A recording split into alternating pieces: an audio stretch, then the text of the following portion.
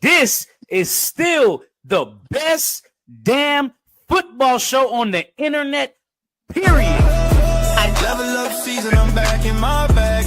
Turned all of my L's to designer tags. Whole crew eating, we been through the fast. Now we toasting, we'll go where the pain used to last. Wrist on 10, mine on 100. Grind so loud, can't fake a front it. We ain't bragging, this just facts. Everything up and it ain't going back. Yo, came from them nights where the rent was a prayer. Now the view from the suite got a breeze in the air. Bottles in hand, but the scar's still there. That's the real type of flex, not the clothes you wear. 10 toes down with the ones I came with. We ain't switching teams just to pop or play rich. Shorty in Dior, but she reading the soul. Says she see me in dreams, now we toasting in gold. Level up season, I'm back in my bag. Turn all of my L's to designer tags. Whole crew eating, we been through the fast. What's good? What's poppin'? Your boys are in the building. It's a mother effing football Friday, and we're gonna cook today. We're gonna cook. I'm definitely gonna be in my bag today. So just if you're not a Joe Burrow fan, you might as well leave now. Oh, I'm in King Paddington III has officially arrived, and it's time to have some fun. Oh yeah. It's definitely gonna have some fun today. So we're gonna jump right on into it. So we've had some news going on in the ESPN world. We did a video on this last year.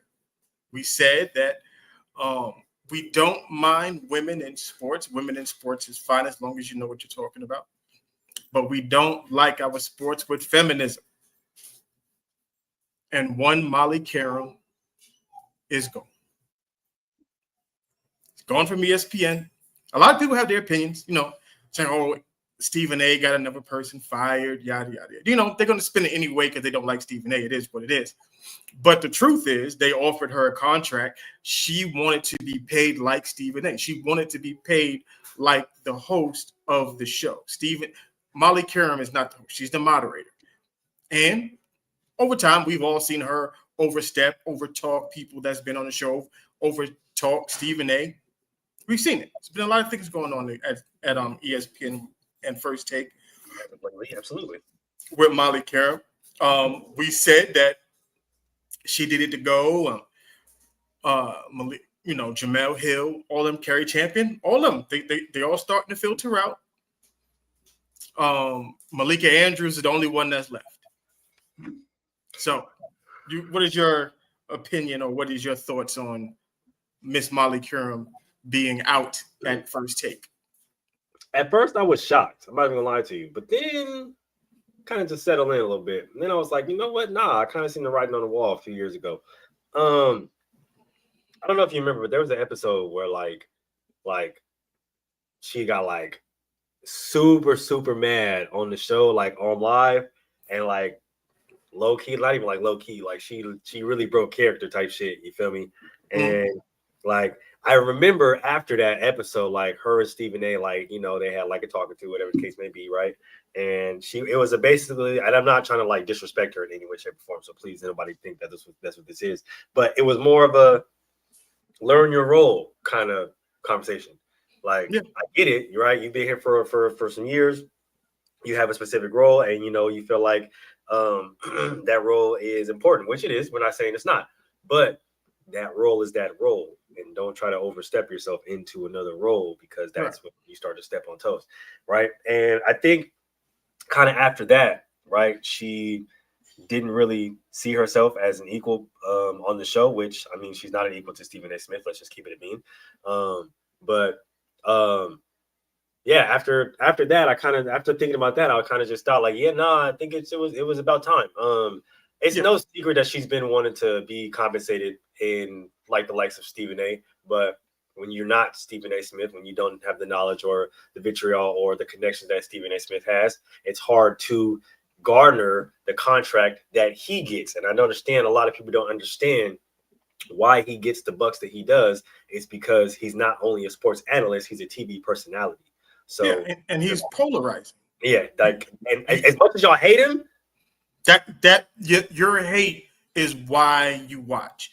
It doesn't matter why you watch, as long as a wise man once said, "You have to love something on some level to hate it." So y'all may hate him, but you like him on some level because you wouldn't entertain ESPN. If y'all hated Stephen A. so much, First Take numbers would be shit. They're not. As much as people say, "Oh, I don't watch First Take," I don't. First Take numbers are still through the roof. Somebody's watching. So somebody's lying. Yeah, and like him. And I want to address this to Charles over at Dreamers Pro. And I like Charles. He's my guy. I don't know him personally or anything like that. I would love to get in the show, talk to him. Me and him have the same feelings on LeBron James. I would like to sit down and have a conversation with him. But what Charles did, Stephen A. put out some rules since he's been hosting the show about how there will be no cursing on the show. You would address him as Stephen A. or Mr. Smith. I forgot how he said it. Yada yada yada. And everybody took that as Stephen A. or Mr. Smith. Right. And a lot of people, Charles or Mr. Stephen A. I'm sorry. Mr. Stephen A. There you go. They took that as, his ego being big and, he's, all this stuff. And I was like, no, it's not. Because Molly used to refer to him as what? Or did you recall what she used to call him?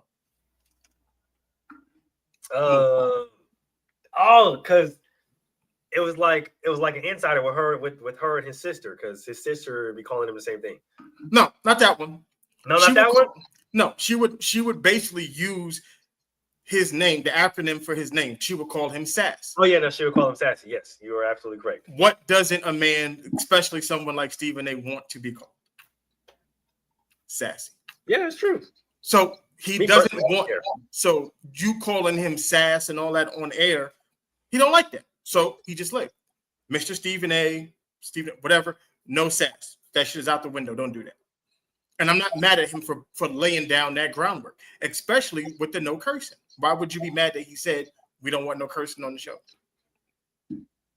Yeah, and oh my gosh, yeah. Okay, so look, when I seen that, I knew everybody was gonna take that and blow it out of proportion. Mm-hmm. Obviously, and this is the reason why he had a round table full of the guys, right? Obviously, he was joking.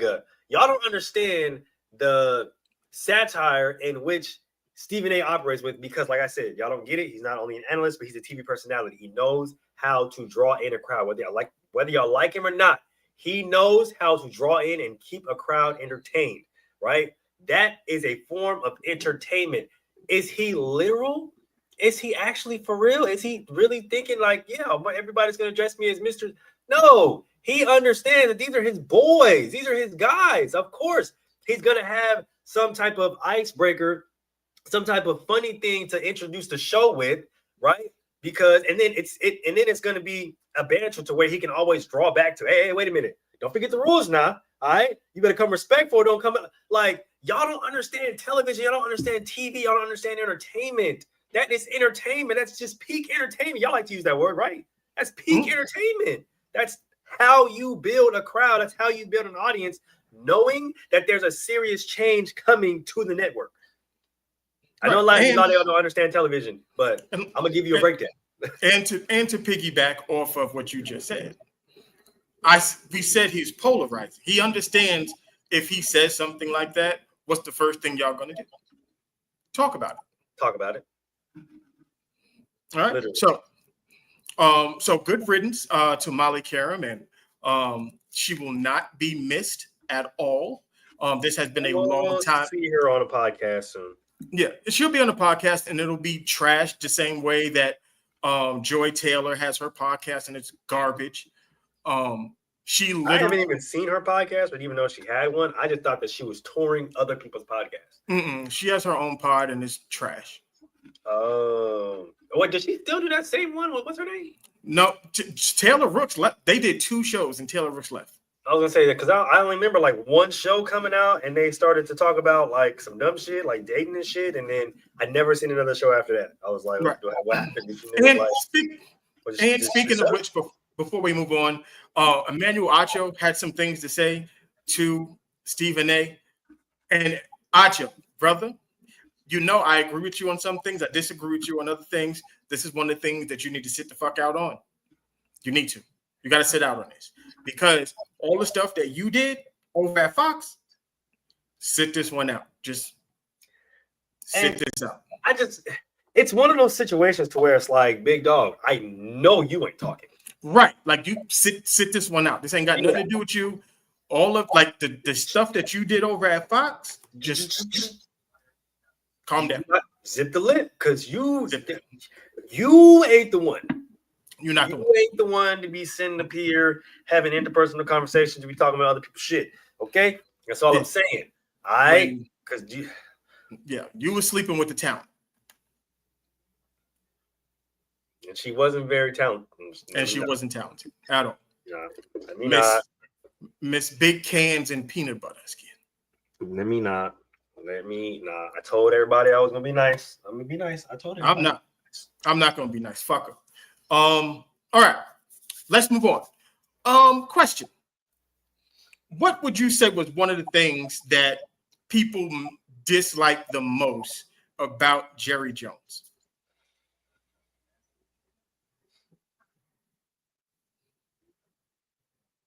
The way he runs his team. The way he runs the team, right? Yeah. Just a little too hands-on, gets in the, doesn't let the coaches coach, all that type of shit.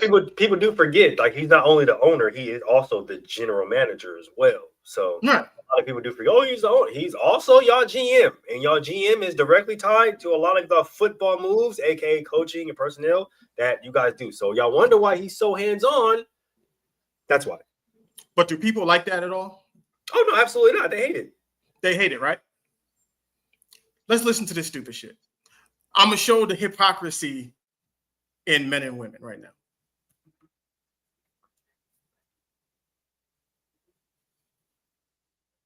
Holt is going viral for micromanaging her team. Let's talk about it. Carly Irsay-Gordon and her sisters became the owners of the Indianapolis Colts after their father passed away back in May. But Carly is the big boss. She's the CEO and principal owner of the Colts. And unlike a lot of NFL billionaire owners that just pay other people to run their team for them, Carly takes a more hands-on approach. She is on the sidelines with a headset on and a call sheet taking notes on everything that's going on. And while she's just gone viral for doing this recently, she has been doing this for years in preparation for owning the team one day. She was actually on the sideline celebrating with the team when their kicker drained a 45-yard field goal to give them a 1-point win over the Broncos in their first 2-0 start since 2009. So basically, this team hasn't won their first 2 games since I was still watching Disney Channel. So clearly she's doing something right. And contrary to popular belief, she says she is not on the field to micromanage her team. She actually said that wearing the headset makes mistakes that look quite simple on film a lot more complex, and it helps her understand what resources they need and what tweaks they need to make. And her coaches say that she's doing a phenomenal job, and she truly knows the game on both sides of the ball. And she recommends this to anybody who's paying millions of dollars to coaches and GMs, because it could keep you from making a very expensive mistake if you just listen. So it's okay if women do it, but it fuck me if I do it.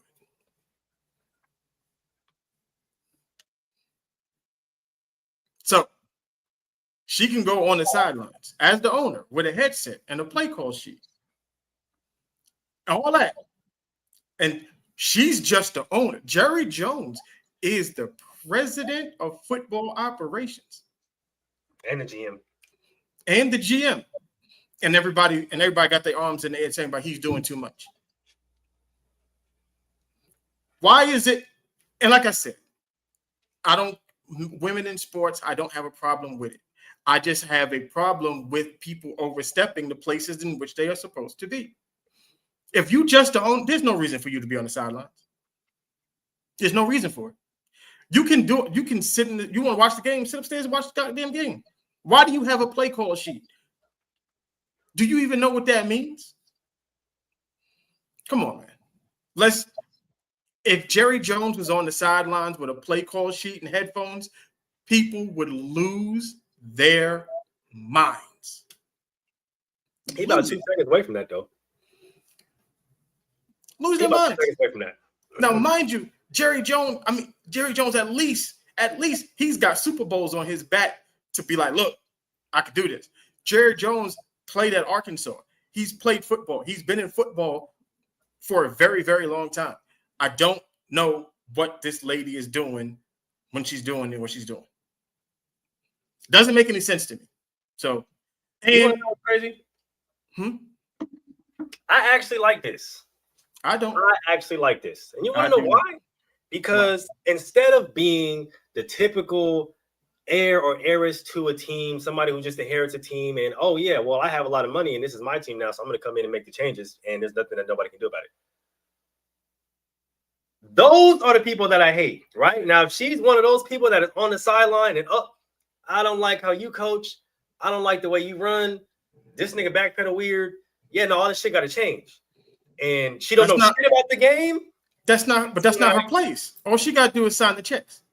Exactly. Right? You would think so. But a lot of owners come in and they think like, oh, well, yeah, I'm the owner now. Dad's gone. There's nobody that can really rein me in. So now let me go ahead and just do the shit that I want to do. Especially, and we know this is especially being women, right? Women like to control a lot of shit, right? That's what she's doing. To me, that's what she's doing. So it's just in this situation, what I see is her like trying to learn, like, shit, hey, nigga, I want to be a part of this. I want to know what they know. But at the same time, I don't see her. What I don't see her doing is micromanaging. I don't see her like, hey, yo, like, why are you calling this? Why did you do that? What? Nah, tell him to do this. You know what I'm saying? Like, if she was doing that, then I'd be like, all right, bro, like, you're doing too much. You're an owner, bro. Like, sit back, relax, just watch the game. Yeah, but that's not why does she's on the sidelines with a headset and a call sheet. Hey, shit, she gotta learn sometime. Nah, fuck that. You ain't gotta learn shit. Go the fuck upstairs. Go. You don't need a headset and call sheet. You don't need it. I don't see, and that's the thing. I don't believe so because I have an owner that don't know shit about football. You don't need to know nothing about football. That's why you hire people who know football. How long did it take them? How long did it take the Raiders to do that? Don't matter. The nigga it matters to the fans though. No, the nigga. But what's his name? The son. Yeah, Mark Davis. Mark Davis ain't on the sidelines with a headset. Because the nigga don't know shit about football. He don't care about football. He's not signing checks. But he's signing checks and he puts people. That's why you got a president. That's why you got a general man. That's their job. That's why he wants to get. And they're not on the side. And they're not on the sidelines with headsets and play call sheets. What about Tom Brady? I don't like it. Tom Brady not on it. Tom Brady in the booth calling the game. Because they literally all week they talked about that. Not only was he in the booth, but the coaches' meetings, the pre-production meetings, they said that, I don't know how, considering we got our ass, but we're going to talk about that later, the Raiders get an unfair advantage because Tom Brady is the owner and in the box. That's just an excuse. That's the same thing. See, and that's the thing. Like, I get it. I understand where you're coming from. It's just me personally. Like I said, if she was micromanaging and she's telling motherfuckers how to coach, we don't know. We don't know. You don't like you. I mean, and that's the thing. Like, she can't sit up there and tell people how to coach, and she don't know what the fuck she's doing, right? Like, she can have a headset on and a play sheet on, and a play sheet. She literally, hey, you are a third grade student, and I'm the teacher. Follow along, nigga. I don't know. You doing? I don't know. I just don't like it. I just sit your dumb ass in the upstairs. If you want to be on the sidelines, you could be on the sidelines. Cool, I don't care. But you don't need a headset and a call sheet. No, because the way I am, you want to learn? Oh, you gonna get thrown in the fire with the Lions? Bring your dumb ass down here. No, ain't no sit up there where it's safe. I don't rock with that. If you're gonna be an owner of a team and you want to get all up in the shit, bring your ass down to the field and see how we get down. Ain't no sitting in no AC, ain't no fancy drinks. You sitting back kicking up. Nah. Bring your bitch ass down here on the field, see how we actually get down, see how really get on this motherfucking field, and then you can go back and make your assessment. Don't be sitting up there in your fancy press box trying to sit up there and pass judgment. Nah, you think so? I don't like bitch ass down here. Nah, let's talk. I don't like it. Nah, I don't want to see that. Sit your ass. Because as a player, as a coach, I want to know your football acumen. I want to know how much you know about the game. I'm too busy. Employs me. I want to know how much you know about the game. I'm too busy. About the game, I can't work for you. I'm too busy coaching. If you want to do that in practice, cool. Not during the game. Get the fuck out of here. That's just me. Like I said, if you don't know shit about the game, I can't work for you because our dynamic will never work. But that's that you can, if you want to learn, that's what practice. You can come down and watch practice. I don't need you on the sideline with fucking headset on the play call sheet. Get your ass down here and see how the fuck we get it in raw, nigga. Cause that's like I said, that's we we're on opposite sides of the totem pole, but I've always felt like if you gonna sit up there and try to micromanage, if you're gonna sit up there and be the owner, if you're gonna sit up there and say you want to call the shots, that's cool. Then let me see you though. Yeah, in practice. In practice. I don't care where it is. Nigga, I want to see you. You feel me? I don't want to see you just once every blue moon. Nah, I want to see you so I can be like, hey, yo, what's up? I want you to know who I am, and I want to know who you are as an owner, as a player, because I don't want this to, if you gonna, like I said, if you gonna be in the shit of it, come on. That's what you asked for, Gabe. This is exactly what you asked for. Get that play sheet, follow the fuck along. And we're not stopping. We're not slowing down. We're not doing none of that shit. Ain't no, because you're down here amongst professionals. This is the job that you wanted. Bet. Get your fucking headset. Get your play sheet. Nigga, you might want to get a fucking bottle of water because it's going to get hot out here. You better. I'm not me. I don't want her ass nowhere near the sideline. That's just me. I mean? Yeah, get in it. You going to get in it how we live, dog. Yeah, you want this shit? You want to be part of it? That's what my coach used to. Oh, you want to be part of this? Come on. Nigga, come on. Bring your ass down here, nigga, because you finna get it in. You finna get it raw, live, and in action. Ain't none of this sugarcoating shit. Nah, come on. Let's go. Get a play sheet, because we finna learn some shit today. And I want you to get frustrated. I want you to get pissed off. I want you to, because now I get to see the type of person that you are. Yeah, it's not fun and games out here. So either take your ass back upstairs or learn how to sit in the motherfucking kitchen with the fire, nigga. Because I'm telling you, it get real on the sideline. You better learn how to get the fuck out the way, because ain't no damsel in distress on the sideline either. We're not coming to save you. You wanted to be here, so you get to be here. Yeah, pull up. Let's get it. Let's get money. Come on. Yep. 60 minutes. Stand your ass here. Ain't no sitting down, none of that. Yep. Come on. All right. Cool. Now, speaking of not knowing shit, I say I don't like when professional athletes get in front of cameras and talking to microphones and sound absolutely ridiculous.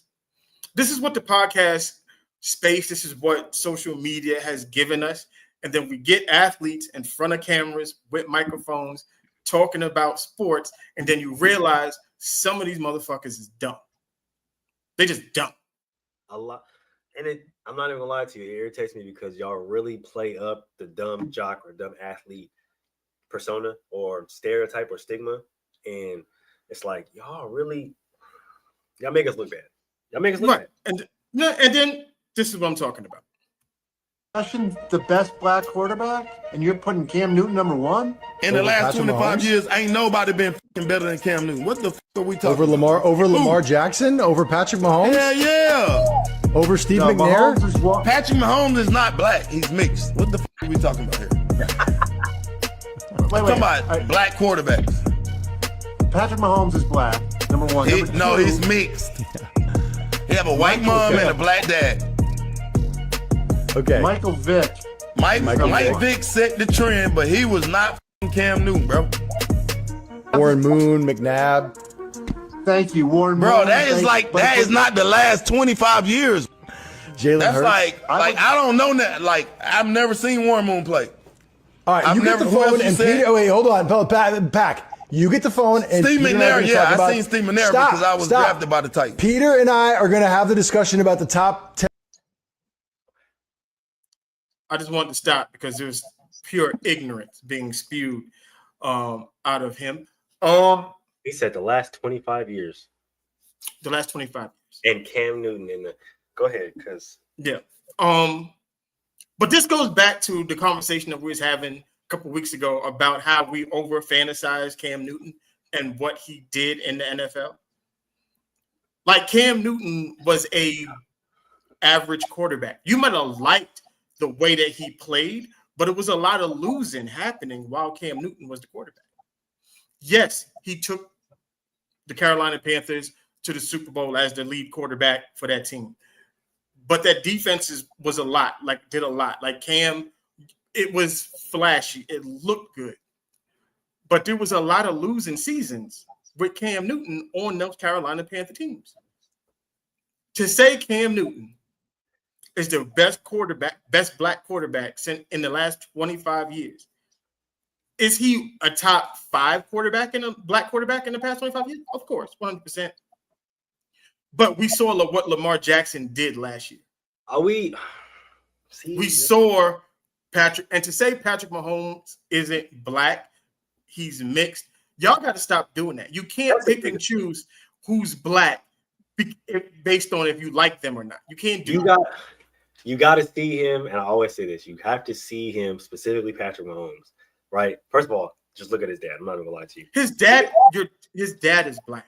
And it's not even like his dad is the way his dad acts, nigga, full blown. But you can't judge somebody's persona or who they are or the type of person that they are, and based off interviews in front of cameras or even on you feel me, what you watch on Sundays. Like, you got to catch them when they're like being themselves. And there's some moments where you see Patrick Mahomes that, you feel me, that nigga slip out a little bit. You feel me? And he can't deny it at the end of the day. He's black, bro. I know he's light bright. We get it, okay? But if y'all don't deny Steph Curry, y'all can't deny Patrick Mahomes. Because they're the same color. It depends on the day. One day they accept Steph, and then there's days that they don't. It depends on what's happening. And you can't do that with Patrick Mahomes. You can't do that. You can't just all of a sudden, you can praise him when he's doing good and be like, oh, that's a black quarterback doing this. And then when it's time to have a conversation about who's the best black quarterback in the last 25 years, you say you can't add Patrick Mahomes because he's mixed. That's just stupid. Because he's black at the end of the day. Because he's black. Like, that doesn't make what? No, at the end of the day, he's black. Like, we're not gonna play that game. Oh my gosh. First and foremost, I ain't even gonna lie to you. This is the reason why I start to hate. I hate because nigga, you lying. You're lying. You're lying. You're lying. And to say you've never seen Warren Moon play football, come on. You're lying. You're lying. Like, I know you're lying. Like, that's how I know you selling wolf tickets, because you sat up there and you said you've never seen Warren Moon play. Nigga, I've seen Warren Moon play. Nigga, you can watch highlights any fucking day you want. How do you play football and never seen Warren Moon play? Like, that literally doesn't make any sense. Like, that's how I know you lying. And then on top of that, first and foremost, all right? First and foremost, because I don't like the disrespect, okay? Because every single time people start to list off black quarterbacks, they always forget the GOAT, okay? Y'all gonna stop leaving my boy Dougie Will off these GOAT lists, bro. Well, he said 25 years. So he said 25 years, but still, because if you're gonna bring up Warren Moon, I'm tired of it, okay? Because y'all be acting like my boy Dougie don't exist, okay? Well, the thing about it is, you can't, if you go further back, like I said, if you just say black quarterback in general, then you got to talk Warren Moon. You got to talk Doug Williams. You got to talk Randall Cunningham. You got to talk Donovan McNabb. You got to talk you have to. Who's better than Cam, by the way? That's what I'm saying. Like, all of these quarterbacks, Dante Culpepper, all of these guys are better than Cam. Like, y'all can like Cam Newton more. That's fine. Does it make him the best? It's a totally different conversation. And just like me and Mel said on Trent's show, right? What type of conversation, what type of ranking are we doing? How are we ranking, right? Are we doing athlete-based? Are we doing career-based? Are we doing type of quarterback? Are we doing quarterback skills overall? Like, how does that go? Y'all can't just sit up there and be like, oh, well, who's better? Because, okay, who's better at what? Because, yeah, Cam was a really good runner, but Donovan McNabb was a better passer. Donovan McNabb read the field better. Donovan McNabb was a better winner. Like, how are y'all measuring this, right? As far as who's the better player. So it's like, if you're going to sit up there and issue out a statement like, oh, Cam is the best quarterback the best black quarterback that in the NFL in the past 25 years, it's like, Based off what criteria, though? Based off what? Like, because Jalen Hurts just won a Super Bowl last year, did he not? Yeah, Jalen Hurts won a Super Bowl, and like Lamar Jackson had a historic season last year, did he not? Historic season, and he's a two-time MVP. Right, and he's got 2 MVPs, and he's got the rushing. He's got all of the things, and that he's done better than Cam Newton. Yeah, Randall Cunningham was just as mobile and a better passer. Warren Moon was just as mobile and a better passer. Like, if we're gonna sit here and talk about it, like that's what I'm saying. Like, we have to have a specific conversation. If we're gonna talk about quarterbacking, or we're gonna talk about the athlete, because if we're talking about the athlete, the specimen, of course, Cam is for surely top 5. But if we're talking about career-wise, if we're talking about who is the better quarterback, there's not 5. There's not. No, y'all not putting 10 people above, or like Cam's not better than 10 people, 10 black quarterbacks. Like, quarterbacking-wise, no, we're not doing that. We're not doing that. Nigga, we're not doing that at all. The next debate that was happening on the social, Colin had made a comment and Acho jumped in again. Acho do a lot of jumping in. The greatest football coach has to be Pete Carroll. An awful take was dropped today by one Colin Cowherd. I would make an argument today. The greatest coach in the history of football, it's Jim Harbaugh. I need a barf bag. Get it out. That was a gross take.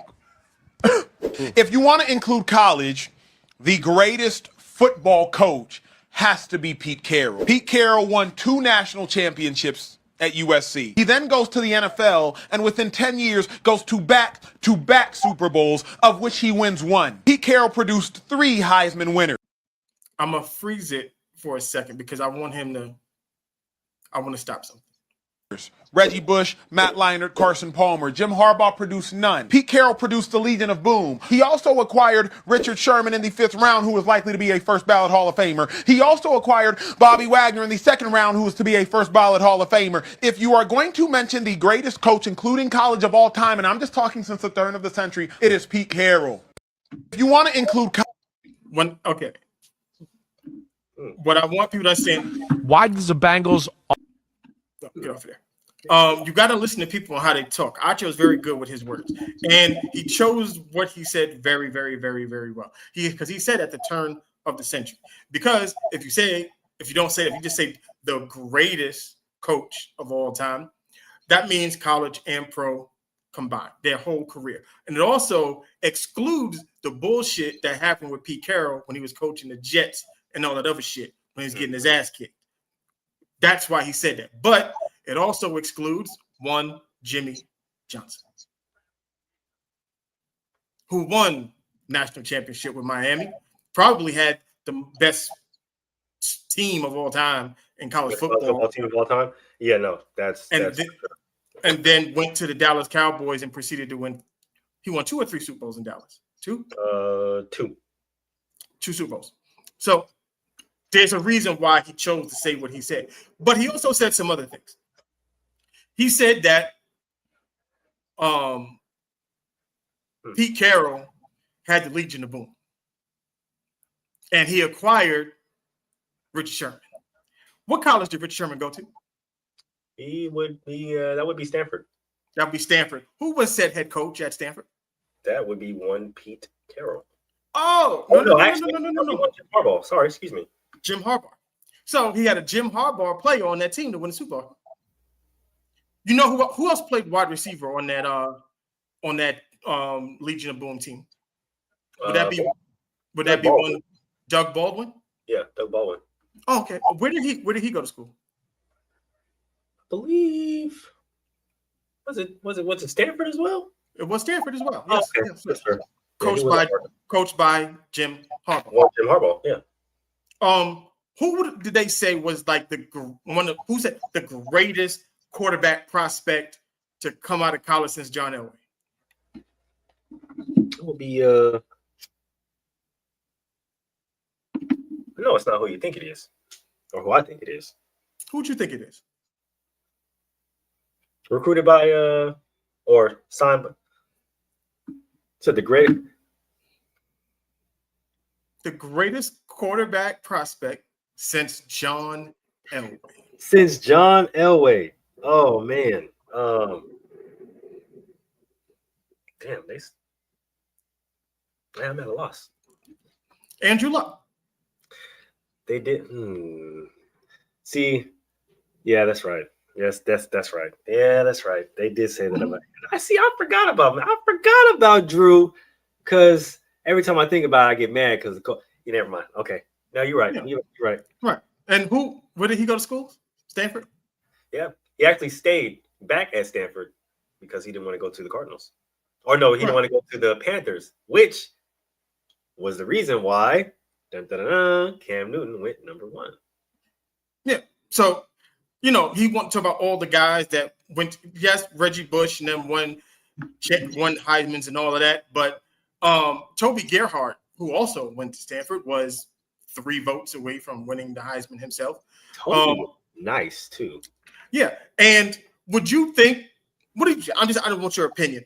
Is it harder to be successful at USC and recruit, or at Stanford and win and recruit? Oh, it's definitely harder to be successful at Stanford. Yeah, definitely. Yeah. That's not even a debate. And the reason why Colin said what he said, it was saying that everywhere that Harbaugh went, the team turned around relatively quickly. He didn't have any downtime. Like he turned around Stanford. Stanford became like must-watch TV. They became a destination spot in college football. Then he went to the 49ers. Look what we did with the 49ers, getting them to the Super Bowl. We'll probably have 2 Super Bowls if Colin Kaepernick wasn't his fucking quarterback. I'm just saying, it is what it is. Then he went to Michigan and did what he did at Michigan. Just saying, hey, he did it everywhere he's going. And you see it again where he's in LA with the Chargers, how good that team looks in just its second season under Jim Harbaugh. I'm not saying Jim Harbaugh is the greatest greatest head coach of all time. It's not what I'm saying. It's totally not what I'm saying. What I'm saying is they're acting as if it's laughable and not possible. That's what we're not gonna do is because he said it was a gross take. Are you serious right now? Not to mention, if we're gonna do that, but Pete Carroll wasn't a better college coach than fucking Nick Saban. No. Was he a better college college head coach than Urban Meyer? Pete, no. Like, come on now. Like, Pete Carroll went to very good situations and he succeeded in the USC. He coached before he got there. Like, he was at other places and did not do well. Just saying.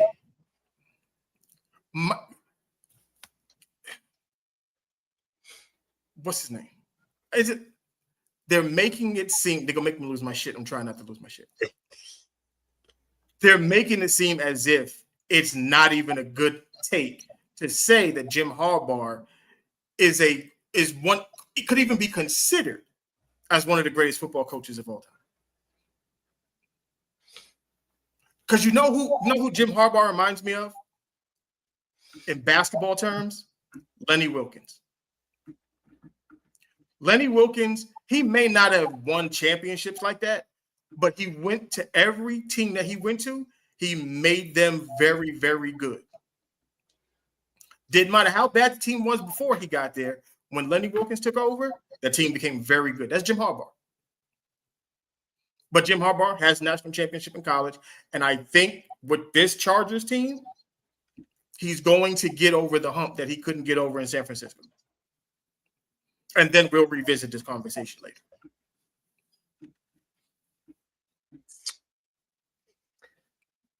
This is hilarious. This is hilarious. So, just looking at it, right? I understand well,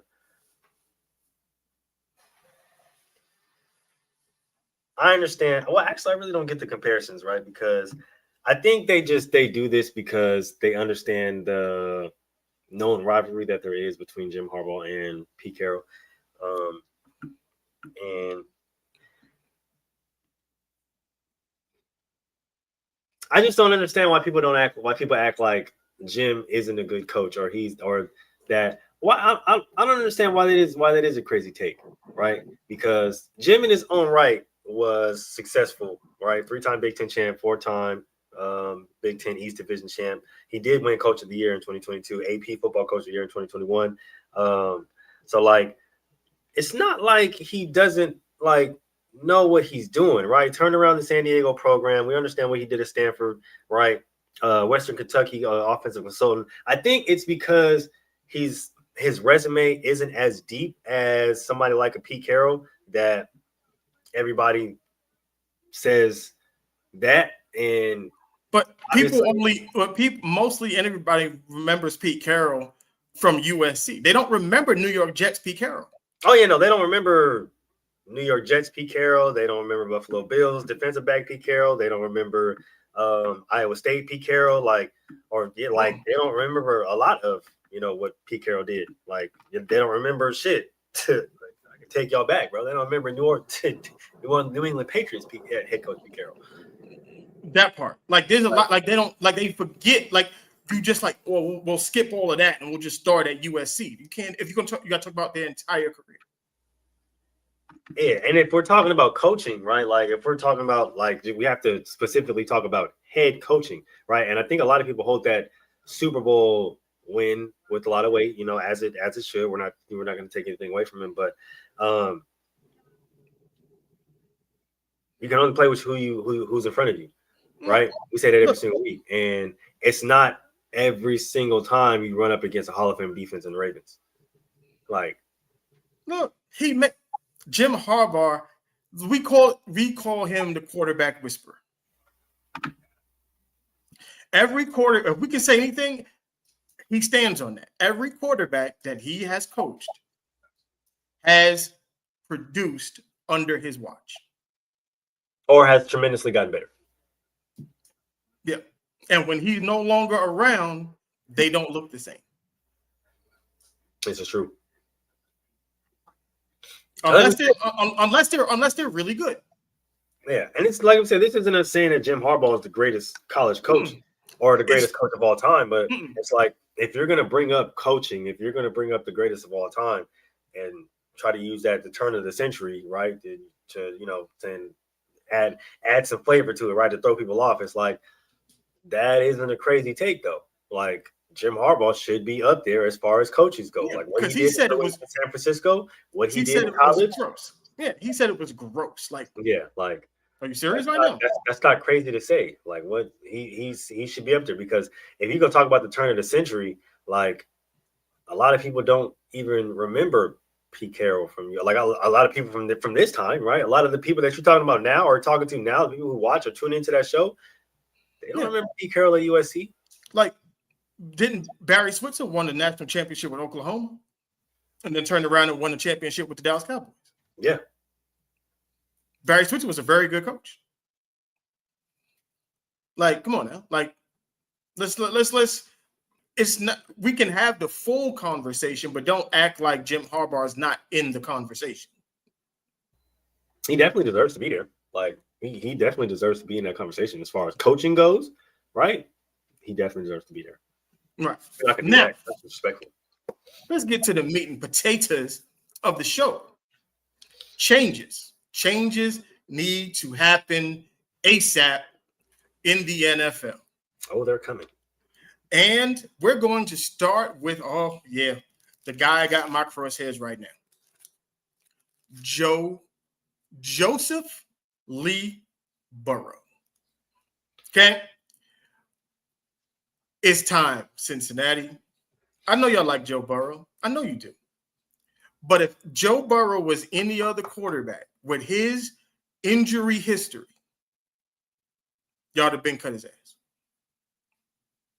Y'all have been walked away. Anybody with that injury history does not stay on that team as long as Joe Burrow has been. Sorry, those are just facts. It's just facts. And I don't like the excuses that are being made for Joe Burrow. Know what they meant? What do they say? What do they say about Shador? What do they say? He holds on to the ball too long. Holds on to the ball too long. Check down merchant. Like arrogant. Like you can't, and it's crazy that you're gonna say somebody he holds on to the ball too long and a check down merchant. Those two things can't coexist. They just can't. Either he's a check down merchant or he holds on to the ball too long. Both those two combined never made sense. Yeah, they're on opposite ends of the spectrum. But what happens is people make excuses for players that they like, and this is one of them. This is one of the excuses. Especially pass pro with Browning than Burrow. I don't know if I notice that it's better pass protection. I think the offense simplifies a little bit with a Jake Browning. I think he also cannot move like a Joe Burrow quite that way. And Joe Burrow is special, moving in the pocket and doing those things, to where Jake Browning is a little bit more like, hey, I'm just going to get the ball out of my hand. Going to get it quick here, get it quick there. And Joe Burrow, because he's so talented at times, I think he sees certain coverages and goes, oh, yeah, I might have been able to throw the ball 3 yards to the flat there, but I know this coverage and Jamar Chase or T. Higgins are going to come open. So I'm going to wait a little just to try to buy myself a tenth of a second here to throw the ball down the field and make a big play. And I think that's what you're seeing. I don't see a difference in the pass protection. It's not that. Joe Burrow, when he wants to get the ball out, he can get it out as quick as anybody in the sport, right? I think it's just a little of everything. Sometimes he's trying to make a play. He's more comfortable in the offense and in a different phase than Browning altogether. And then, as we alluded to, that Bengals offensive line, it's not perfect. It's good. It's not perfect. Now, these are the excuses that people make. Oh, well, he's just waiting to get to get Jamar Chase and Higgins into the. No, that's called holding on to the ball too long, stupid. You can say whatever you want. If you can say, I can get the ball out to the flat, but you don't do it, and you waiting for something else, that's called holding on to the ball too long. Niggas don't watch the game, do they? No, they really don't. They really don't. He said, you can't put it on the O-line. The O-line is good. Like, the nigga's been hurt every single fucking year he's been in the league, bro. That obviously doesn't indicate the O-line is good. Like, No. See, my thing is, I don't think sack should be accounted on the offensive line in every situation, in every circumstance. Because with Joe Burrow, what we say is the same thing that they say about Ben Roethlisberger. He'll stay there a little too long. He extends the play. This is what happens to Joe Burrow. Joe Burrow doesn't take Jake Browning when Joe Burrow got hurt, they were down 10. Yeah, the score was it 17-7 or some bullshit like that. It was when Joe Burrow got hurt, it was 20-10. It was like 14, it was something like that. I don't know what it was. But that same bad offensive line that y'all claim that kills Joe Burrow, Jake Browning went out and put up 31 points. 24 because Joe Burrow put up 7. I'll give you. And like you said, not every single sack is on the O-line. That O-line still is fucking sorry. But this is the reason why what he said is fucking retarded. He said that Joe Burrow will wait until Jamar Chase or T. Higgins will come open. And the reason why he is a better quote-unquote quarterback or looks better or is better for that offense is because he would do that. But Jake Browning gets rid of the ball too long. It's like, or gets rid of the ball too fast. He has more of a quick. Isn't that's what the reason why they came back is because Jake Browning got rid of the fucking ball when he was supposed to and didn't hold on to the ball too long to where now his O-line has to do or overexert themselves, and then he doesn't have the speed to get out of there. So obviously he has to take a sack, right? Like we said, not every single sack. And I just said it. Oh, the Bengals O-line is not good at all. It's not great. Look, it's not great, but thing is, if you're saying that Joe Burrow is more talented than Jake Browning, then he should be able to do the things that Jake Browning doing, but just way better. It should be way more efficient. It should look better. It should feel better. It should be faster. Why isn't it happening? And you can't sit there and say that the shit that Joe Burrow does is better than Browning because he holds on to the ball too long. That doesn't make any fucking sense. Like when the offense literally looks better when Jake Browning is behind the fucking center because he gets rid of the ball on time. If you watched both weeks, the Bengals offense has struggled with Joe Burrow behind the center. Like I said last week, I rock with Joe Burrow. I actually like him as a player, but we have to sit up here and have a real conversation. The Bengals offense has looked bad the past 2 weeks. Jake Browning comes in. It looks better. Why? Now, what's going to happen if Jake Browning goes out this week and he does very well? Behind the same offensive line now. This is not a new offensive line. It's the same offensive line that Joe Burrow is in. Minnesota and that defense. If Jake Browning puts together another solid performance and looks good while doing it, what is the excuse going to be? Which he's done multiple times now because he did the same thing last year. He did the same thing last year. So what is the excuse going to be then? Can we still say it's a bad offensive line then? Or is it just, or could it be bad quarterback play? Because I got another quote from my guy Bomani. He said the same thing that I've been saying, and I want to see if y'all going to disagree with Bomani Jones, because y'all yell at me when I say it, but Bomani said it. The interesting Joe Burrow question, and I say this as a guy who enjoys Joe Burrow. Like, Joe Burrow is all good with me. I just want to point out that I have never seen Joe Burrow be successful without excellent talent. It's not his fault that he has excellent talent, and I'm not sure that everybody could do as well as he can with the excellent talent that we're discussing. But it is entirely possible that we'll look back at 2019 LSU as having 3 Hall of Famers on offense, a quarterback and 2 wide receivers. Like, imagine if somebody in the NFL was throwing to Jamar Chase and Justin Jefferson, who, if I'm not mistaken, might have even been like the number 3 receiver on that team. That's what he had, and what we saw was maybe the greatest college offense that there has ever been. Now, I've been saying Joe Burrow ain't shit for a long time. Joe Burrow is just good because who he's been around. But it's odd that Bomani would say that only because he's the same person that talks shit about Jalen Hurts. You want to know what's funny about that? It's not just, and I said this is the reason why I laughed when they led. Damn, why can't I think of his name? I just had his name in my head. Who's that? Current running back for Houston. Not Nick Chubb, but he's hurt right now. The running back for you, Joe Mixon? Yes. When they let Joe Mixon walk in order for somebody like Chase Brown.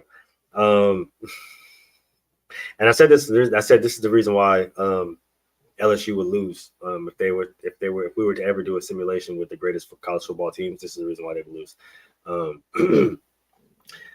They need not. You can't trust Joe Burrow to drop back 50 times, throw the ball. I don't care who they have out on the outside. Obviously, they have talent on the outside right now. They have T. Higgins and Jamar Chase. But what's the missing piece? They don't have running back. Yeah. Well, that was part of my argument when somebody was saying they were saying that Jalen Hurts had all these weapons around him. He's got, Saquon Barkley and A.J. Brown and Devontae Smith. And this. I said, Joe Burrow had T. Higgins, Tyler Boyd, Jamar Chase, and Joe Mixon. Yeah, sure did. What did he do with that? Got to the Super Bowl and lost. Like, it's not what you have around you, it's what you do when you got it. I just like I always said, like I said, I rock with Joe Burrow, but I've said this even when he was in LSU, and I told everybody this will be the reason why they lose, because everybody wants to sit there and bring up, who's going to guard Jamar Chase, who's going to guard Justin Jefferson, bro. You cannot trust Joe Burrow to drop back and pass over 30 plus times a game and expect y'all to win the game.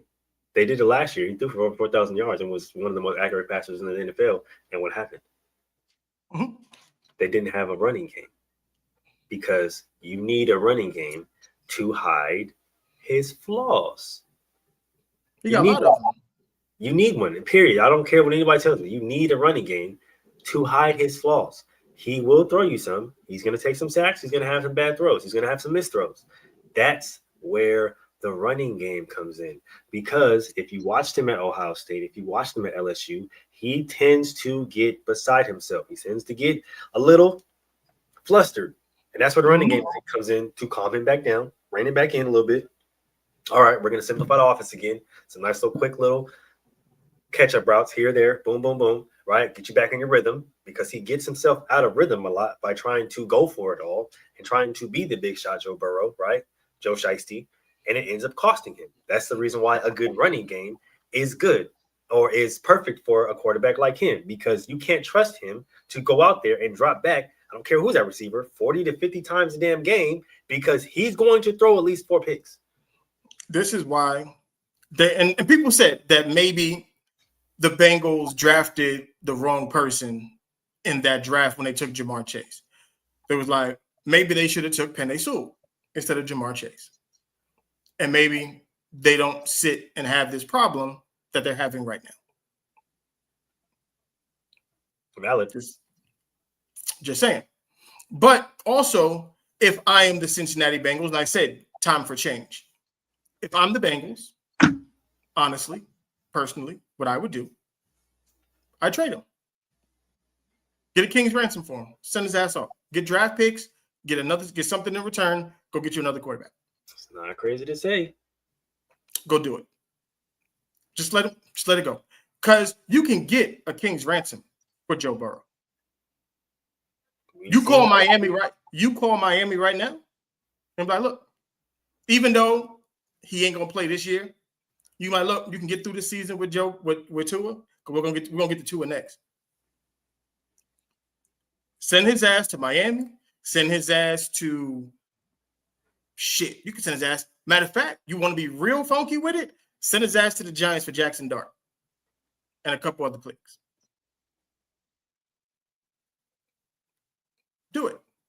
I just think that the Joe Burrow experiment is over now. It's over. It's done. It's done.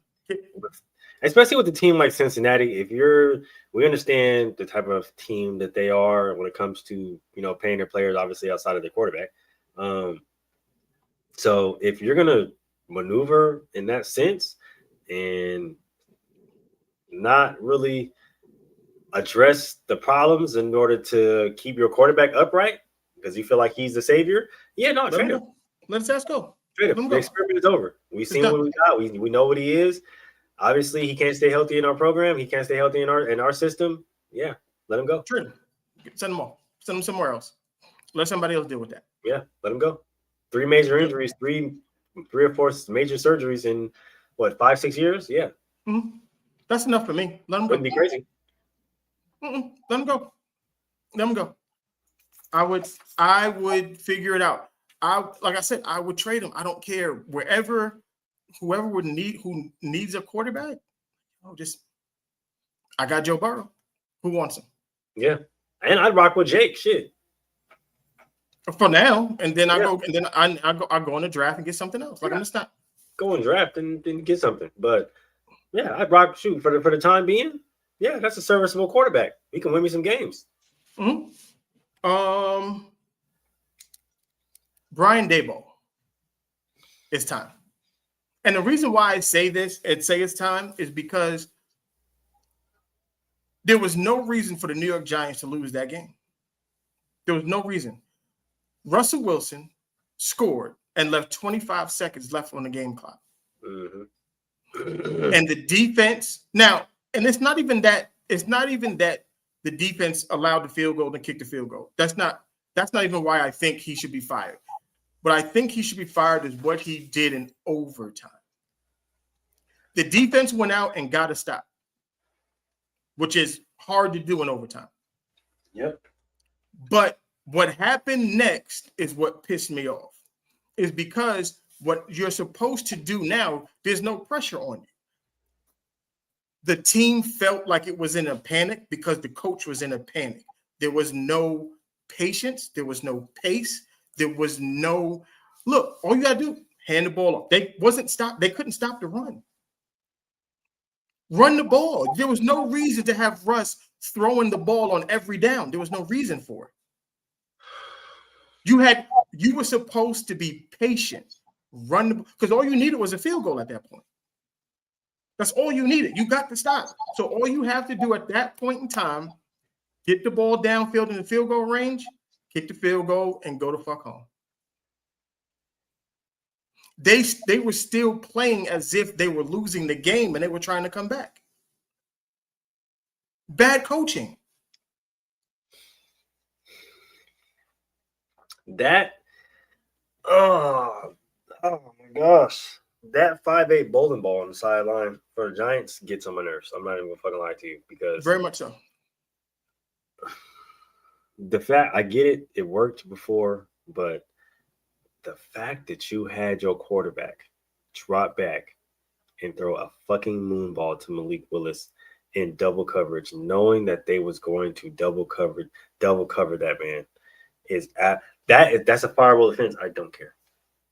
That right there is a fireable offense. Because there's no way you thought that shit was going to work. You just did it. Did you not think that they was going to bracket coverage him? Dude, you blew the top off their defense twice. Wendell Robinson did it, and Malik Neighbors did it. Twice. Did you not think that they was going to be overly cautious about the moon ball? 3 different times you blew the top off their defense. 3.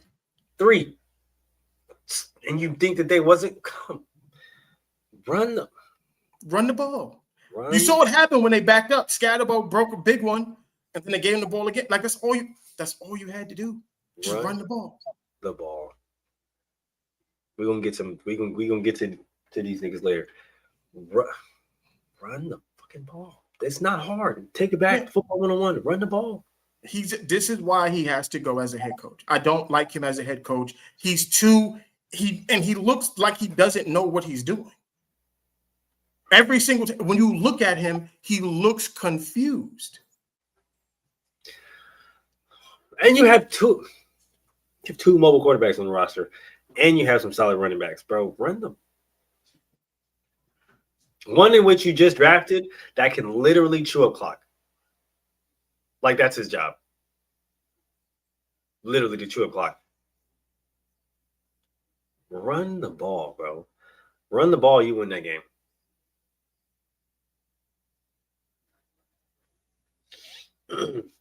Disgraceful.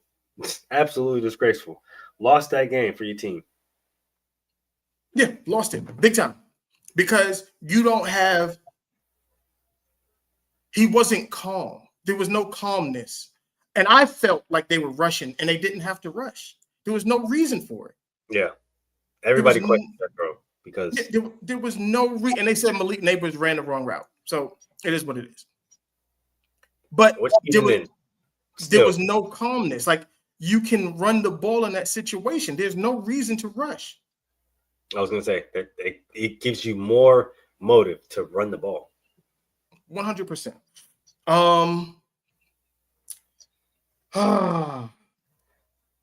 The Hawaiian Daniel Jones strikes again.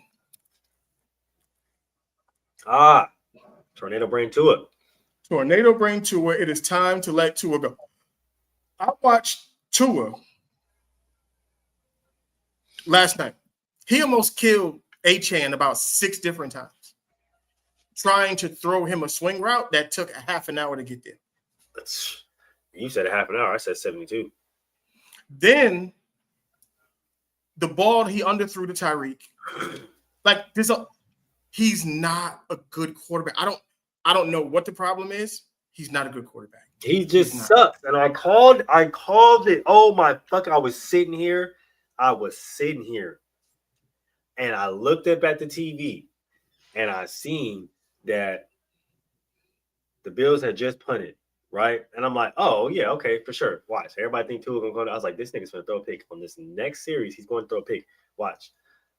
And lo and behold, right to the linebacker, literally right to look dead at him. I was like, yep, on fucking cue. Y'all thought that he was really going to drive down the field and tie up the game. No, hell no. He's going to throw a gift. And I called it right on cue. Yep, I seen it. I knew it was going to happen. Yeah, he's going to, because I would have picked that off. I knew it. There's no fucking way. Like Mel said there, like Mel said, half an hour. I said it took 8 hours for that ball to get there. Like, he has no arm. Like, it is nasty. And for him, and it's odd that he would make that throw because he's left-handed. Like, it takes longer for you to throw the ball to your right than your like why are you making that throw? Like, it's weird. Like, it was just, the play call was bad. The defense actually played very, very good. The Dolphins should have won that game. Yeah. The Dolphins should have won that game. If anybody else is playing quarterback, they win that game. They win that game. Absolutely. And I was hoping that they win that game. I'm not even gonna lie. I was hoping. And Josh Allen got away with a fumble right before the half. Oh, he did. Yeah, that was a fumble. He did not kneel down. Yeah, that was for sure the fumble. Like, the ref should have backed up and threw his hands up like, nigga, you never kneeled that shit down. Like, don't. Because the Dolphins would have picked that up and ran into the end zone. That's a touchdown. Because he fumbled the snap. His knee was never on the ground. Yeah, I'm glad we seen the same thing. Like, he never did it. But, but I say football IQ is a very big thing. Like, I forgot what cornerback was there. He should have seen that. Like, you were right there. You should have seen that. I would have grabbed the ball from the ref. I'm like, just instant replay that shit. After I get in the end zone, you can replay it all you want. I'd have grabbed it off the ground. Hold on, nigga. No, wait, nigga. No, he flipped it to Josh Allen, picked it up and flipped it to the ref, and the ref had it in his hand. Yeah, to pick that shit up, nigga. Nah, that's mine, nigga. What the fuck? I'm the first one to grab. Nah, bro, that's mine, nigga. I'll give it to the ref after. Yeah, nigga. I'm going straight to the end zone, and I'm looking at the sidelines, and I'm telling them that's a touchdown. Tell them to instant replay it. We going in on this 7. Yeah, no, I'm the first person because if that I already know the situation, right? If motherfuckers is gonna be on that hype, if that's what we doing, oh yeah, no, I'm right here. I'm standing right next. I'm right next to the nose guard in the center. Because as soon as I'm picking it up. Oh yeah, no. Because what? Oh yeah, no, I need that. Yeah, no, because I'm the other way. We up out of here. Run that back. We up out of here. Yeah, run that back. That's touchdown. I need that. 6 points. So there's, there's Tua, the situation in Tua has to be, that shit is done. It's over with. Let him take his money, do whatever he's going to do. It don't matter. He sucks. He should be in the UFL at this point. Right. Tyreek Hill already asked for a trade at the end of the game. Like, it's too much. Like, it's too much going on in Miami. And if your last name is McDaniel, you can't coach. I was going to say, you got to trade him or you got to fire the coach. But I think both is going to happen before week 8. Yeah, because I'm not saying Mike McDaniel isn't a good coach. I'm saying Mike McDaniel isn't a good head coach. Thank you. He's a great coordinator, but he's not a good head coach. He's not a good head coach. He's not a head coach. Same thing with Josh McDaniel. Good offensive coordinator, sucks as a head coach. Absolutely ass as a head coach. Can't do it. Can't do it. Chip Kelly as well. Chip Kelly, great offensive coordinator. Even though he did some questionable shit this past weekend, but we'll get into that later. Right. We'll get to that. The head coach. Well, I think we'll get to that. We'll get to that. Okay, let's get to some college football before we get back to the NFL real quick. Your opinion on the Nico situation at UCLA, and how do you feel about Deshaun Foster getting fired at UCLA? First of all, I don't think Deshaun Foster deserved that. Second, no, the nigga Nico sucks. I told y'all this. I told niggas at Tennessee, the nigga's trash. I told y'all this when he was at Tennessee. I told it when he decided to hop his weak ass in the goddamn transfer portal, and everybody was sitting there bidding on this motherfucker like he was the next fucking Tom Brady or some shit like that, fucking Peyton Manning, nigga. And then USC decided to give him, bro. He asked for some outrageous number, like $15 million, some crazy shit like that. 14 million. Yeah, $15 million, and fucking UCLA was the one, bro. The reason why UCLA sucks is because the quarterback sucks. That nigga is ass. And I've told y'all this. And if he hops his ass back in the transfer portal, I hope nobody picks him up. He sucks. He sucks. And okay, we'll do that because we pick on Acho a lot because he says some really dumbass shit from time to time. But he did say something that I 100% agree with, and it goes into what you just said. Has created a lot of punks and a lot of cowards. If you gonna play somewhere, go play there. And if you gotta wait for a year or two to play, you wait for a year or two to play, and then when you play, you dominate. Played in the national championship game at the University of Texas. Everybody on our roster, starting base package and nickel package on defense, all went to the league. Did I start my freshman year? Absolutely not. Did I start my sophomore year? No, I started to rotate. But by my junior year, second team All Big 12. By my senior year, first team All Big 12 and the third team All American vote AP. You go, you work, you eat. You don't run like a coward. So I love the transfer portal being limited because it's created a bunch of cowards in football. And as somebody who played the collegiate game at a very high level, that I can speak to. And I agree with that. I believe it creates cowards because let's go back to, we talked about the Miami team earlier. Ed Reed, Sean Taylor, who else? Was it Samari Rolle in the secondary? Fucking Mike Rumpf, all of them.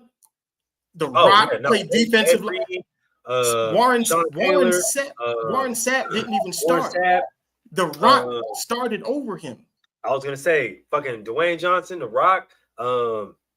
Jonathan Vilma. Jonathan Vilma. Frank Gore. Willis McGahee. Clinton Portis. Hold on. Philip Buchanan. Antrell Roll. They're like all of these dudes were on one team. Now, if the transfer portal, like these dudes, you waited until your time. Barry Sanders sat behind Thurman Thomas. Yeah, I was gonna say y'all don't even know. Barry Sanders sat behind Thurman Thomas. Like you wait for your time, and once you commit, this is why I didn't like when they started paying players. We had the conversation about the NIL stuff and all that, and I felt like what happens is now you don't have kids that are going to the school because they want it to be part of that tradition. They wanted to play for that coach. They're playing for paychecks. They're not paying because they actually want to go to that school. That's why Nick Saban left Alabama. Nick Saban said he went to a recruit's house, sat in the living room with the kid's parents, and the first thing the mother said was, "How much are you going to pay us to come to Alabama?" Mm-hmm. Nick Saban said he got up and walked out the house. Because that's not what it's for. That's not. He said, "Thank you for your time," and left. Yeah, like that's not what it's for. When I always wanted to go to Michigan, that was my dream school. If Michigan had ever sent me a fucking recruit letter, it didn't matter what anybody else sent me. That's where I was going. Because I wanted to be a part of that. Yeah, same with USC. Like, yeah, I wanted to be there. Like talking to my head coach at the time, and then talking to my head coach at my college, the College of San Mateo, my alma mater, and having him link me in with current players that was at USC, and then me being able to talk to the head coach there, and like you couldn't tell me shit.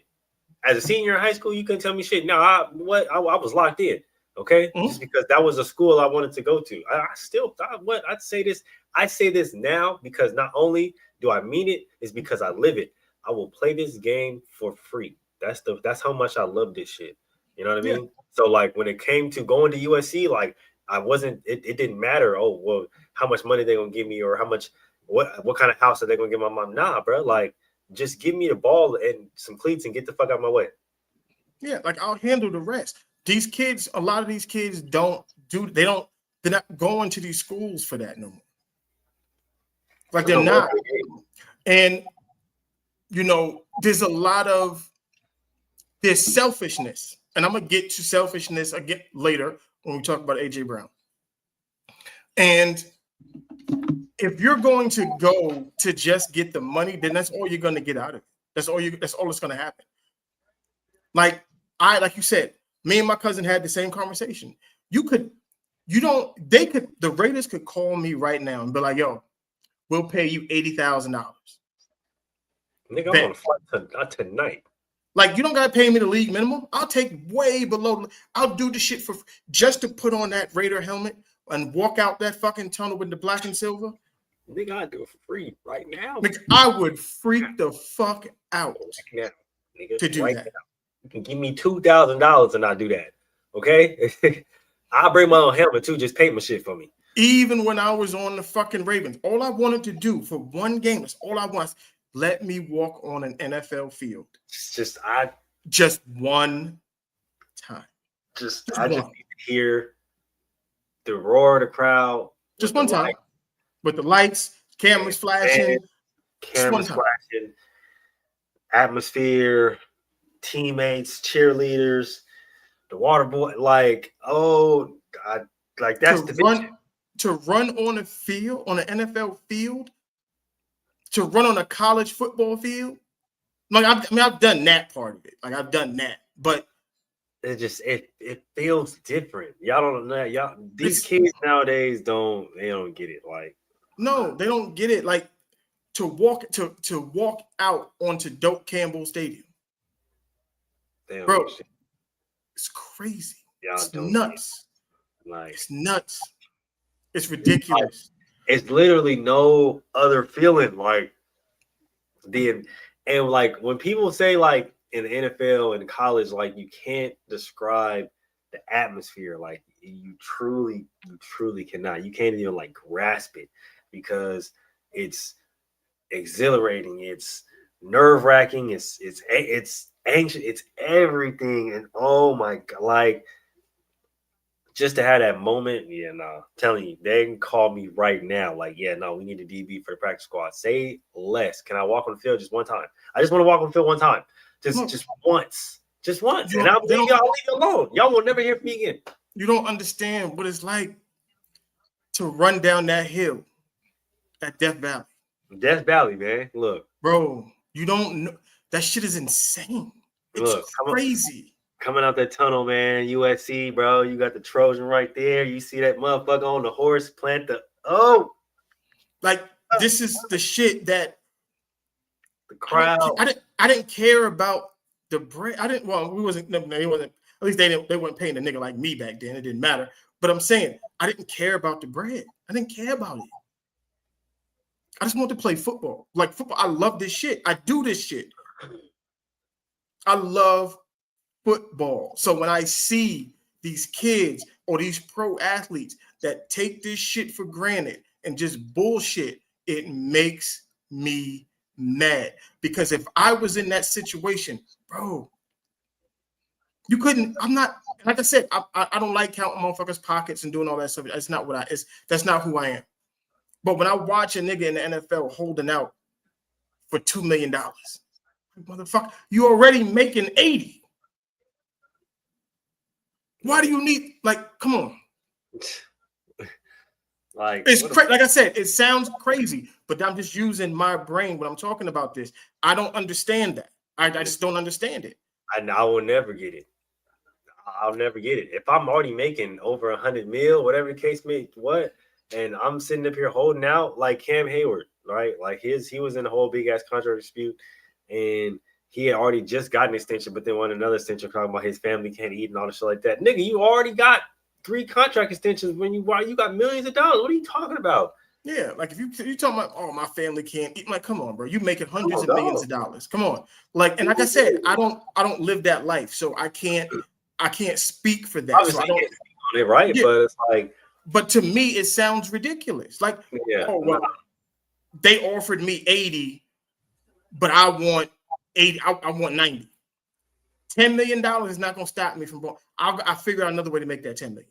Bro, I'll invest 5 and come back 15. Yeah, you can. Yeah, like you can take 2 million, put that shit in an escrow. By the time you done, it'll be 10. Like you be good. It's all solid. 12, maybe 12.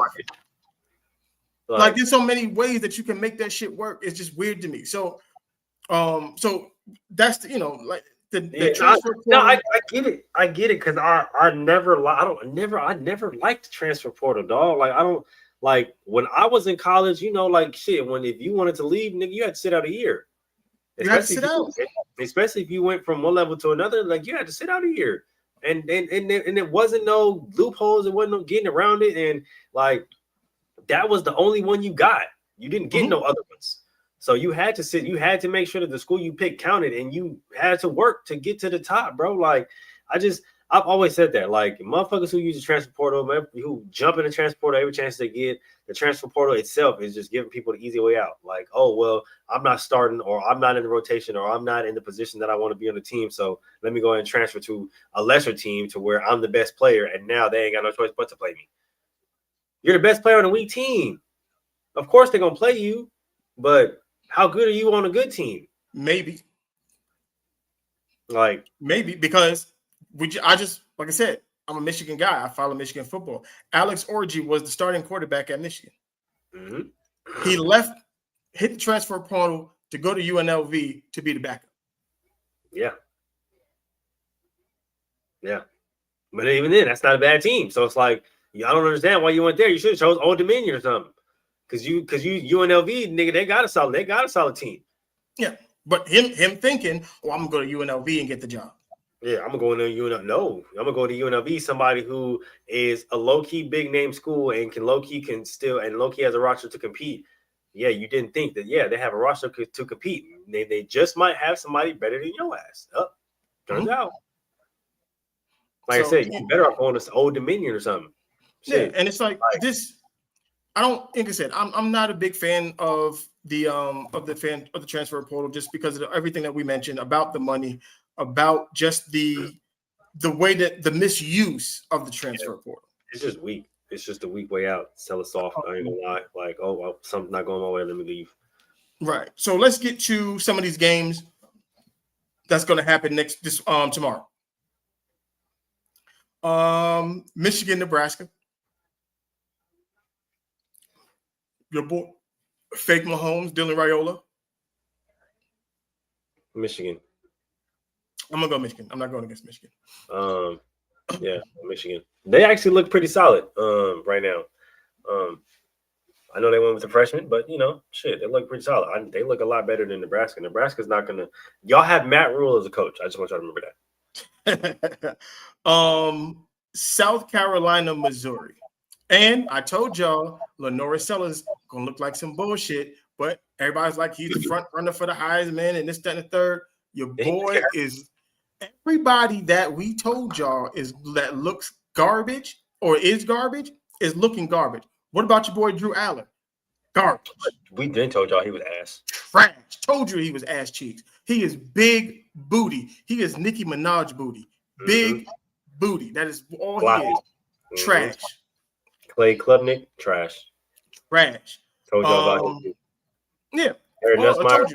Told y'all about him too. Big booty. All of them. Big trash. BBLs. All of them. Told y'all trash. Didn't Sellers just get hurt? He might. I didn't watch the whole game, but he looked like some garbage. Running around. Shit, him and fucking everybody told me what's his name? DJ Langway. Yep. Langway. We told you Langway was trash. We told y'all he was more worried about the white bitches than he was playing football. And we seen that just past weekend. Miami, Florida. I'll take Miami on that. Even though I don't like Carson Beck, but it is what it is. Wait, this is Florida University? This is a crazy game. Florida? Huh? Like University of Florida, like DJ Langway, University of Florida? Yeah. Carson, you lucky that Miami. I actually like Miami defense a little bit. Yeah. He's lucky. And he's lucky that DJ can't read the defense. Yeah, Florida gonna get blown out. This is a very ill game because these are two top 20 teams playing. I don't know when the last time that Illinois and Indiana were top 20 teams. That's actually very interesting. It's very interesting. Illinois is ranked number 9. Wow. Yeah. Is Lovey still the coach over there? Nah, Lovey's gone. Lovey's gone? Who's the coach in Illinois? I gotta call my boy. Who is the coach at Illinois? Let's see.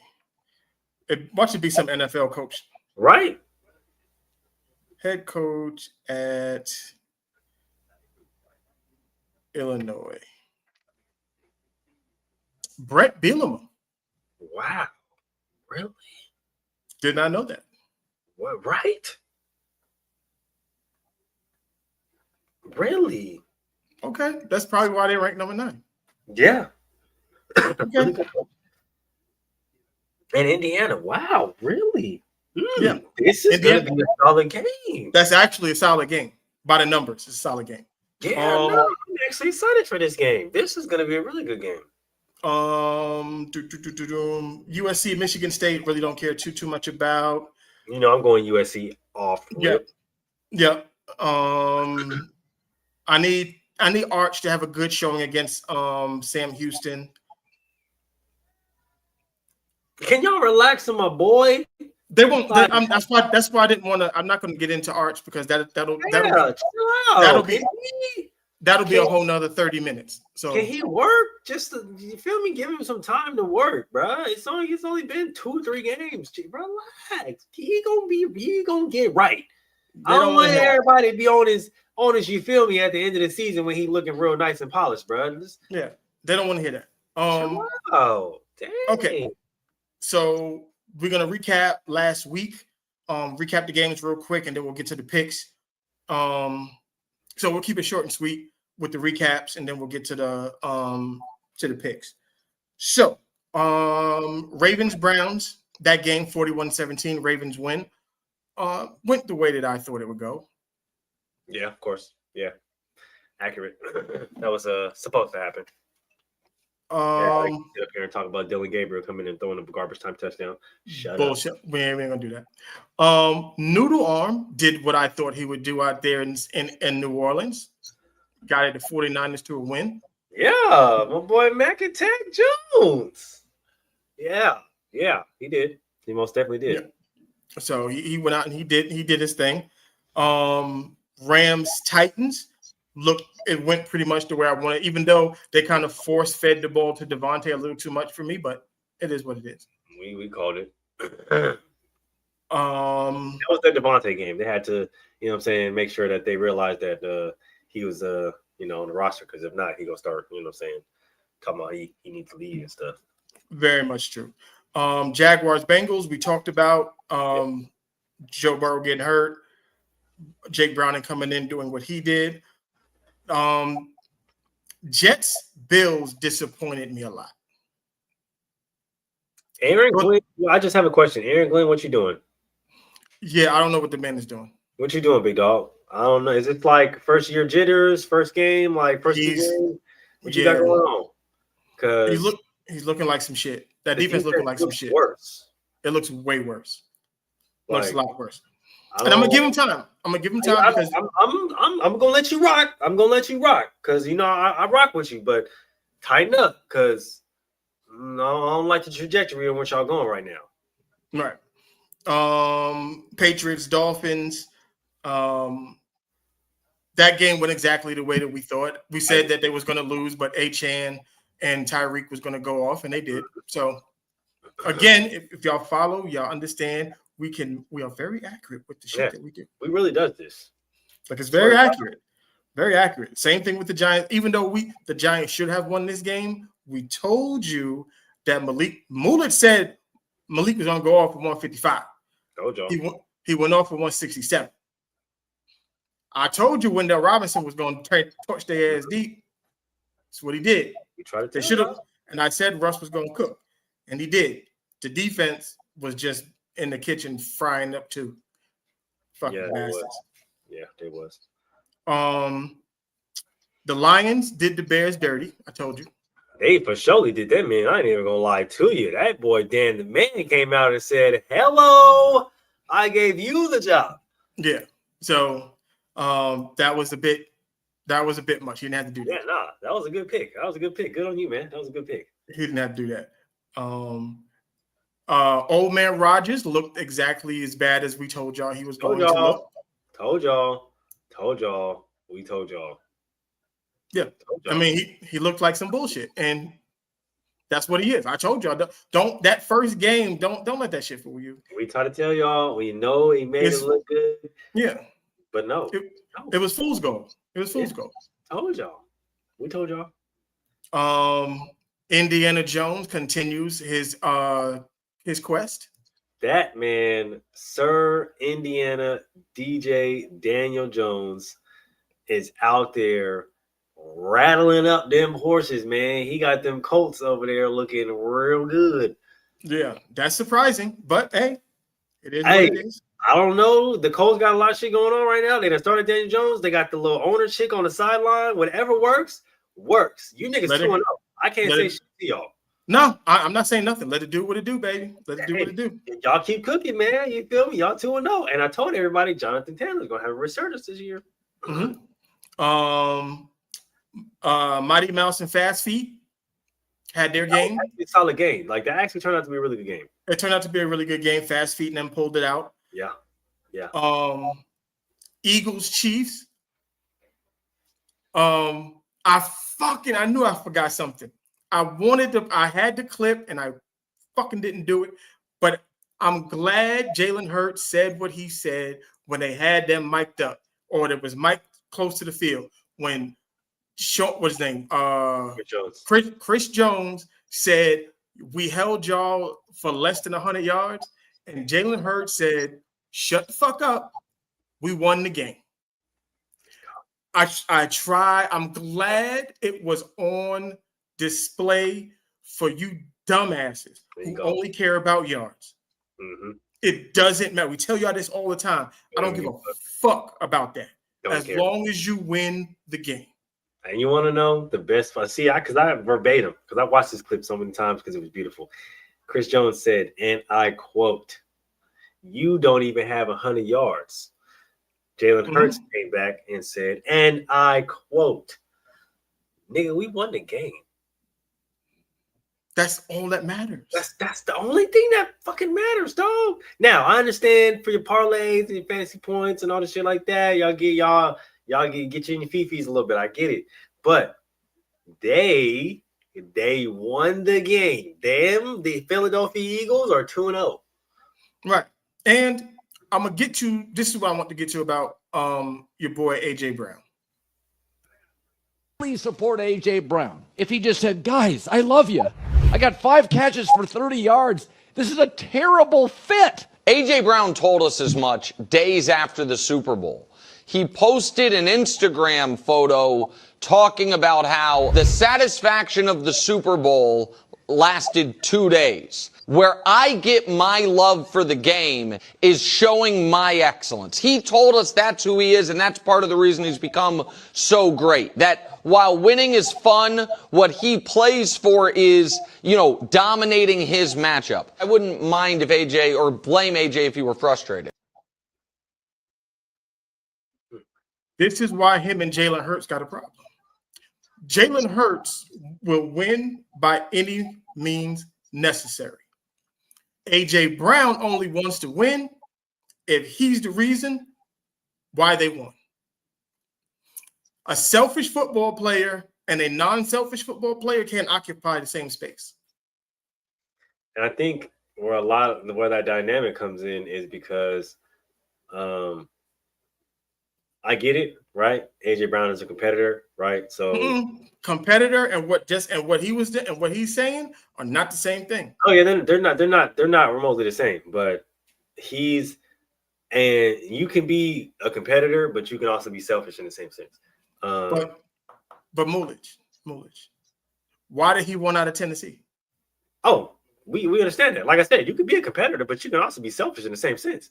You can for surely be a competitor, but you could be a competitor just to get yours, and that's it.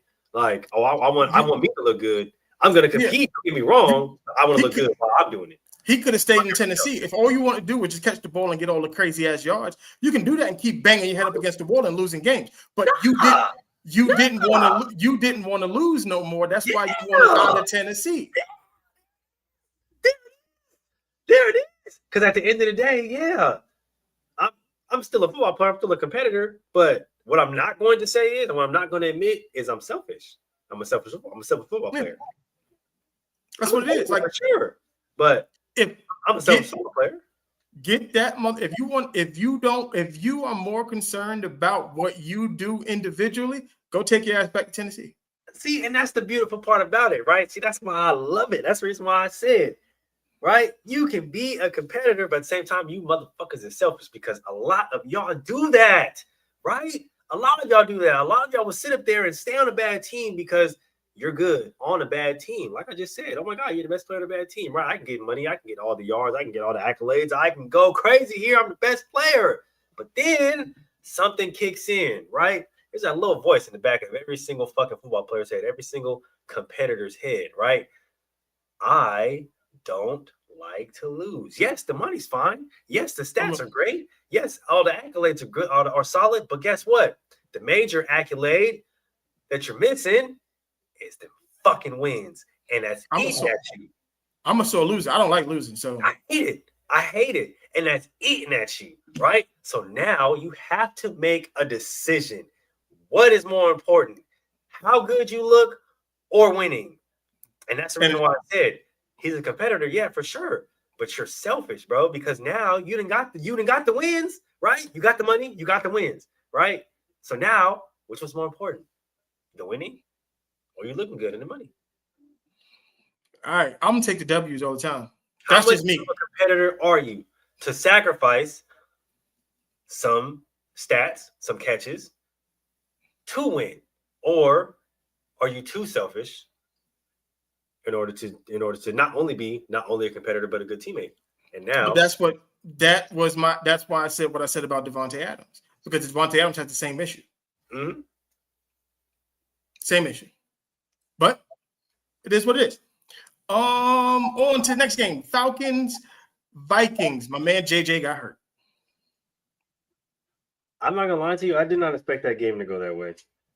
No, I didn't either. Did not either. I thought that game was going to have some fireworks and some shooting stars. It did not. It did. Good game. It was a great game. I thoroughly enjoyed watching the whole thing, but I definitely thought that game was going to be a lot more higher scoring. And they cut Young Waku. Yeah, they did. I just seen that today. I was like, wow. That was out of here. Yeah. Yeah. It happened. Chargers, Raiders, Monday night. That was a good one. Yeah. No, it wasn't. I'm lying. It wasn't. Gino played like some bullshit. And for everybody who's talking shit about Ashton Genty, I want y'all to understand. There was a guy who did a video. I'm going to play the video. I'm not going to play the whole thing because it is kind of long, but I am going to play the video to give y'all context on why Ashton Genty isn't looking like Ashton Genty.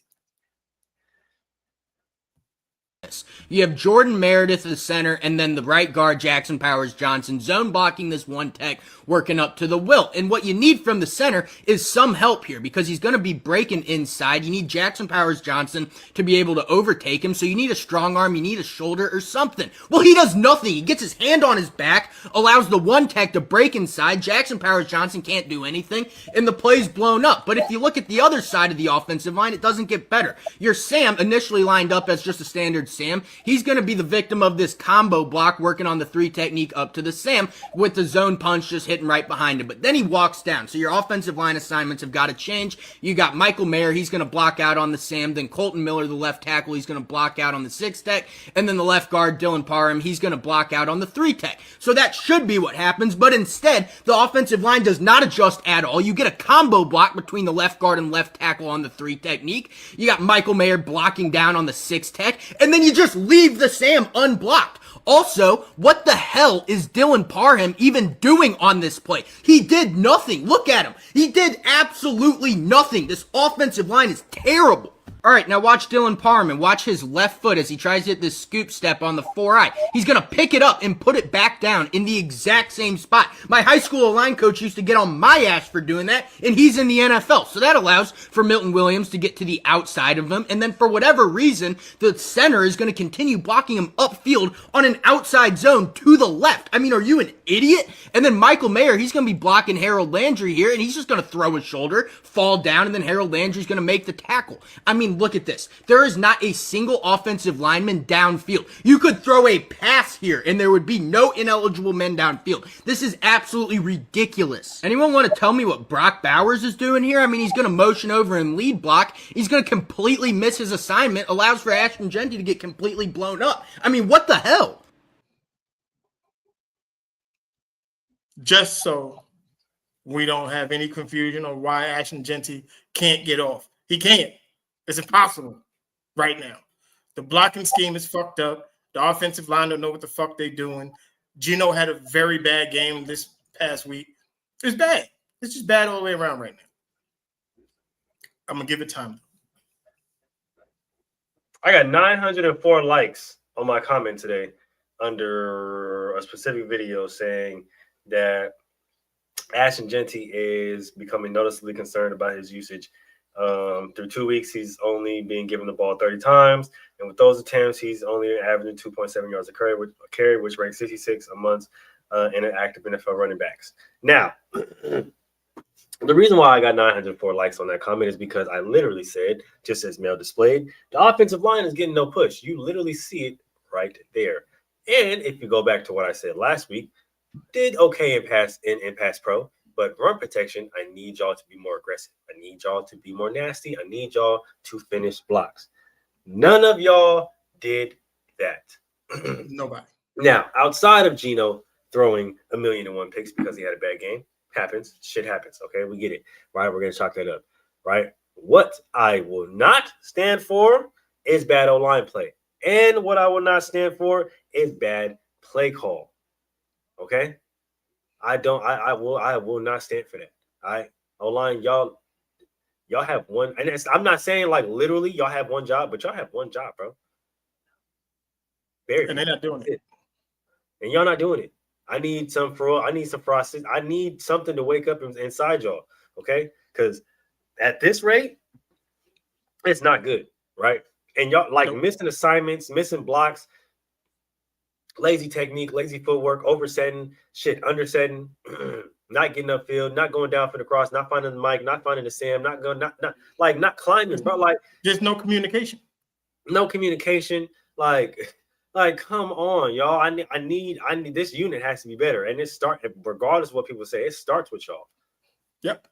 It starts with y'all. Y'all can't have y'all young running back out there getting crushed and think that he's just gonna bounce off everything because he's young and he has a lot of energy. Like, nah. Mm-mm. He's got to have space. He's got to have space. You got to give him space. You gotta give him some opportunity. You feel me? You gotta give him some opportunity. Shit. You gotta get better in pass pro, which comes again, like Mel said, communication. Y'all gotta talk better. Y'all all at the same level. Y'all gotta communicate. Who got him? Who got him? Right? I'm going upfield. Right? I'm gonna release him. You go. Right? Like y'all gotta get better. This is not a good unit right now. And I've been saying it all weekend. I don't know if something needs to change, or some shit needs to change up, or some trades need to happen, right? But this is a big change, show. Yeah, I'm speaking of good units. The final game of the weekend, Buccaneers Texans. Baker Mayfield is that offense. That's a good unit. Baker's him. I told y'all. I've been telling y'all since he got to the Bucs. Baker's him. Let me go back to the Raiders real quick. Chip Kelly, if you ever do some dumb shit like that on the first play of the fucking game, I'll fly to Vegas personally and slap the shit out you, dog. I will fly to Vegas. I ain't even bullshitting. I will fly to Vegas personally and slap the shit out you, dog. Don't ever do that shit ever in your life, bro. This is not the time to be having pissing contests and whose dick can swing the furthest. No, we're playing football, okay? Don't come out there passing the ball in the first fucking play of the game thinking that you're going to – no. We don't have the receivers for that. All right? Yes, they do. They do. Run, not for the shit that he was trying to do. Like specifically what he was trying to do, don't do that again. Deontay Thornton is in. Oh, he is. He is. But we don't have the O-line to do that. Chip. Not yet.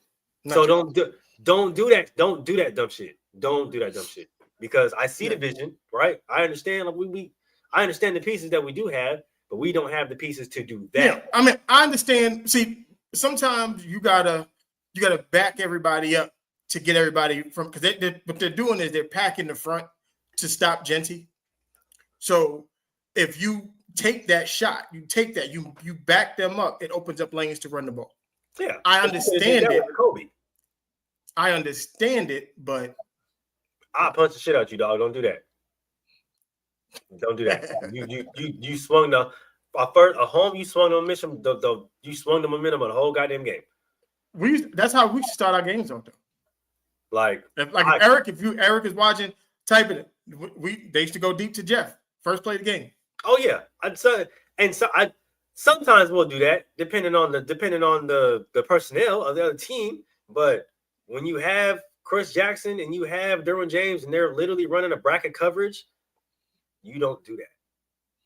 Fuck, like you don't do that, Chip. You see, and you're in the box. You're supposed to see that. Well, like I said, back to the Bucks game. Back to the Bucks in Houston. Sorry, I just had to go on a little tangent. Yeah, I told y'all Baker is him. If Baker keeps this up,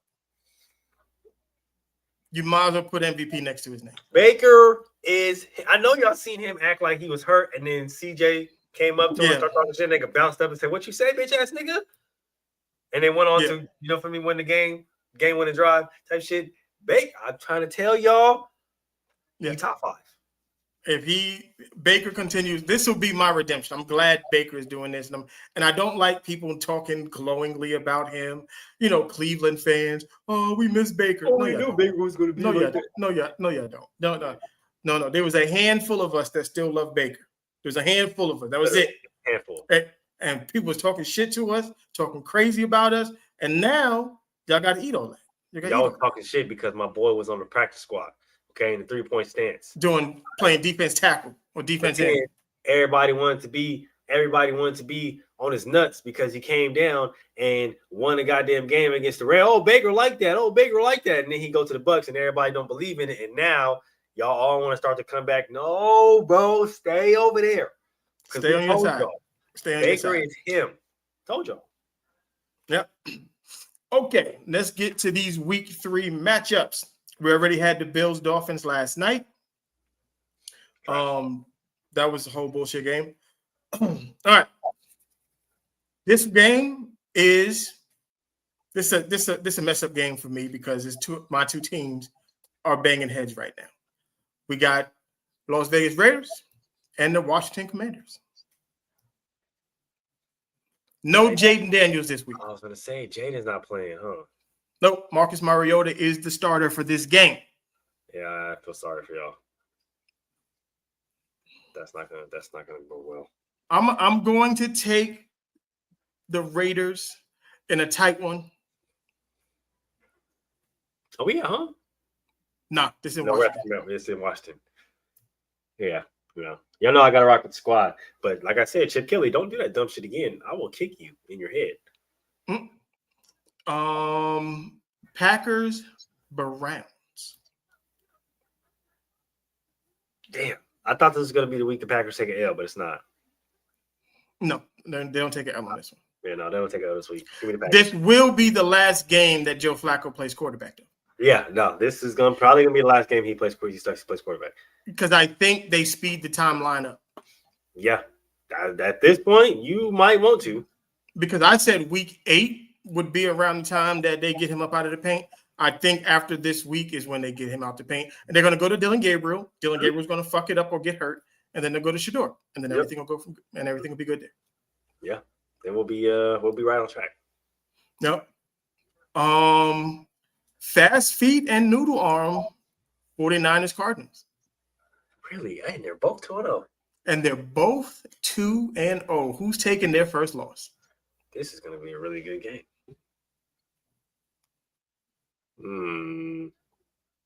I believe in Noodle. I believe in Noodle arm. I'm going Mac Jones and the 49ers. Give me the Cardinals. Because I don't see a receiver that's going to really rock with that guy Will over there. Okay, so you're gonna go Will Johnson and fast feet. Yeah, okay. I'm going Will Johnson in fast feet, man. Okay, I'm stick with the 49ers. I'm stick with the 49ers on that.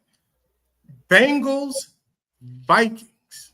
Damn, this is gonna be an interesting game because both the starting quarterbacks aren't playing. Carson Wentz versus Jake Browning.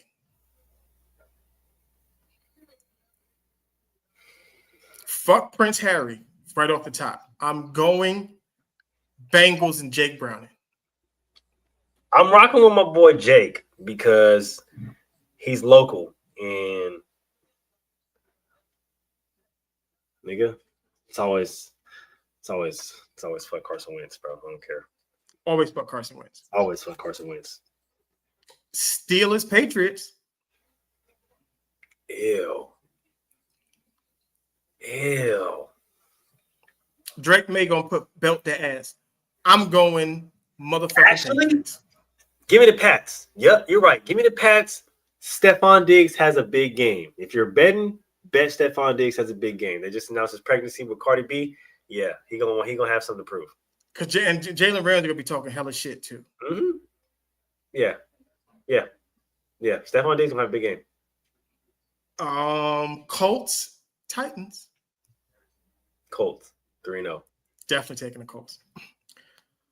Texans Jaguars. Damn.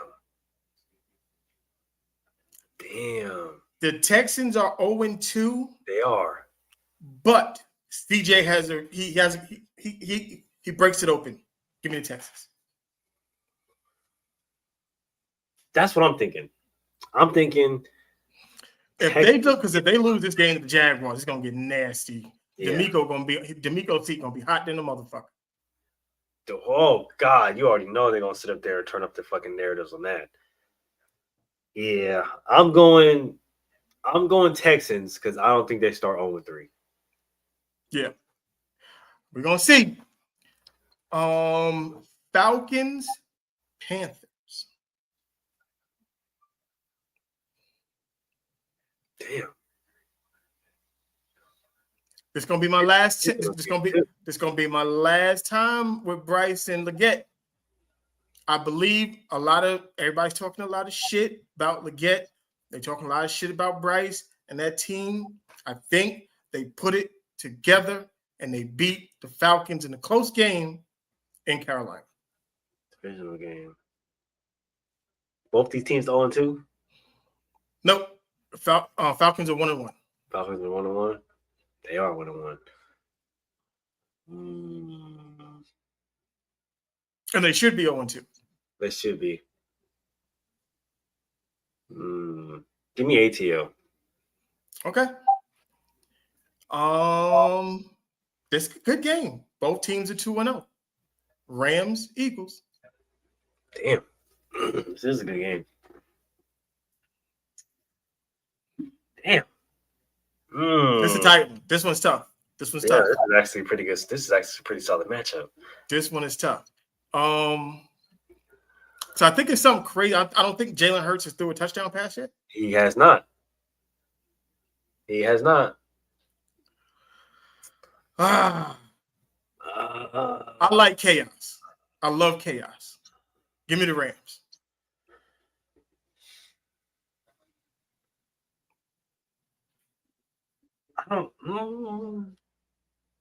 Damn. I'm gonna go LA, but I wouldn't be surprised if the Eagles receivers finally had a big game just to quiet the narratives. But if that happens and they lose, again, I won't be surprised. Mm-hmm. I'm going with the Rams. Oh, the New York Jets against the Buccaneers. Yeah, no, give me Tampa Bay because Tampa Bay on Friday. Baker gonna cook. Baker gonna have the oven on 450. Yeah, the Jets are missing like 3 or 4 starters already. So yeah, Baker gonna fry that ass up. And then I think Bucky Irvin has a big game. It's gonna get nasty fast. Oh yeah, now it's gonna get real. This one, Chargers, Broncos. Chargers. Herbert keeps it going. Yep. Herbert Chargers keeps it going. Chargers are around week 8. All right, I'm going with the Chargers too. I'm a Harbaugh guy, and Justin Herbert is my guy. So we're gonna keep the train going. Yeah, Chargers are around week 8. I think the running game. I think the running game is going this week in LA. Yeah, it's been shaky the past few weeks, but I think it gets going on a more consistent level this week. Seahawks Saints. Seahawks. I'm taking the Seahawks as well. Now, this next game, I'm going to do it. I'm going to tell you I'm going to do it. Bears, Cowboys. Bears. They got to get one at some point in time. Yeah, I'm going Bears too, and it's going to come against the Cowboys. Because the Cowboys should have lost last week. They should have lost last week.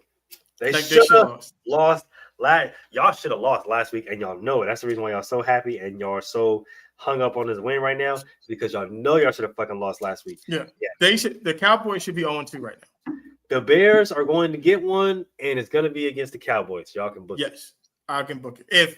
Because the way I look at it is, if the Giants wide receivers could do what they did against that secondary, Roma Dunze and them, they're gonna have fun. So I'm taking the Bears. Yep, Bears for me. Now this game, ironically enough, both teams are 0-2. Ooh, this is gonna be interesting. Chiefs Giants. Actually, I called this game earlier. I was talking about this game earlier with some coworkers. Give me the Giants. Give me the goddamn Giants. The Chiefs are gonna be 0-3 at the end of this week, and the fucking mayhem will begin. Oh yeah, watching all Nick Wright and everybody bitch and moan, talking about, oh, the tush push needs to be banned, and this. Chiefs fans are losing it right now, and I love it. I love it. I'm so excited. This is actually the greatest thing ever, because they're literally losing their shit because they have never understood. They're going back to the old Chiefs, and it's great. And then you got the other people that are like trying to be optimistic, and they see the writing on the wall, but they're like, no, like we'll be good towards the end of the season. You guys are cooked. Y'all cooked. Y'all are cooked. Right, Kansas City barbecue. Y'all cooked. Done. Y'all are cooked. Done. Monday night. This is gonna be a good one. Lions, Ravens. Damn. Give me a Ravens. But this is gonna be a really close game. I'm taking Lamar. Lamar, he's like I said, he's on his award tour. This is gonna be his third MVP season. Yeah, no, third MVP. He coming for it. And the Thursday night game, Seahawks, Cardinals. Divisional game. That week, I'm gonna take fast feet. Cardinals. I think the Cardinals rebound and they beat the Seahawks next week. Give me the Cards. They're in a hot start right now. Mm-hmm. All right. And that is the week. It's all wrapped up. Another dope show. We are doing this. I saw a lot of people jumping in and out. Nobody hit in the chat though. I don't like that. But that means they might have just been in the chat somewhere else. I still have to figure out how we can get on Twitch and Facebook. I mean, Twitch and Instagram. Those are the two things that I want to do. If we can go live on Twitch and Instagram, we lit. We on fire. That's the next level. That's the next level. That's the next thing that's coming. That is definitely where we're going. Any last words before we get up out of here? Nah, another dope show. You already know what it is. Keep subscribing, keep commenting. We can keep bringing all this dope ass content. We're not gonna stop until we get the plaque in the back, man. So make sure y'all keep popping up, man. We'll keep bringing all this dope content. We'll see y'all soon. Yep, we will definitely see y'all soon. Like, subscribe, follow the other shows. Monday, Basket to Basket. Wednesday, Gentleman's Talk. Thursday, we might do a show this Thursday. I'm tired. We'll talk about it. We might do the show on Thursday. We might get the people's voice. Get the people's voice cracking on Thursday. If not, we'll definitely be back here for Inside the Huddle on Friday. You know it. Like I said, tell a friend, like, subscribe, hit those buttons, and let's get it cracking. We'll see y'all when we see y'all. Yeah, come on, push your button. Push the goddamn button. Push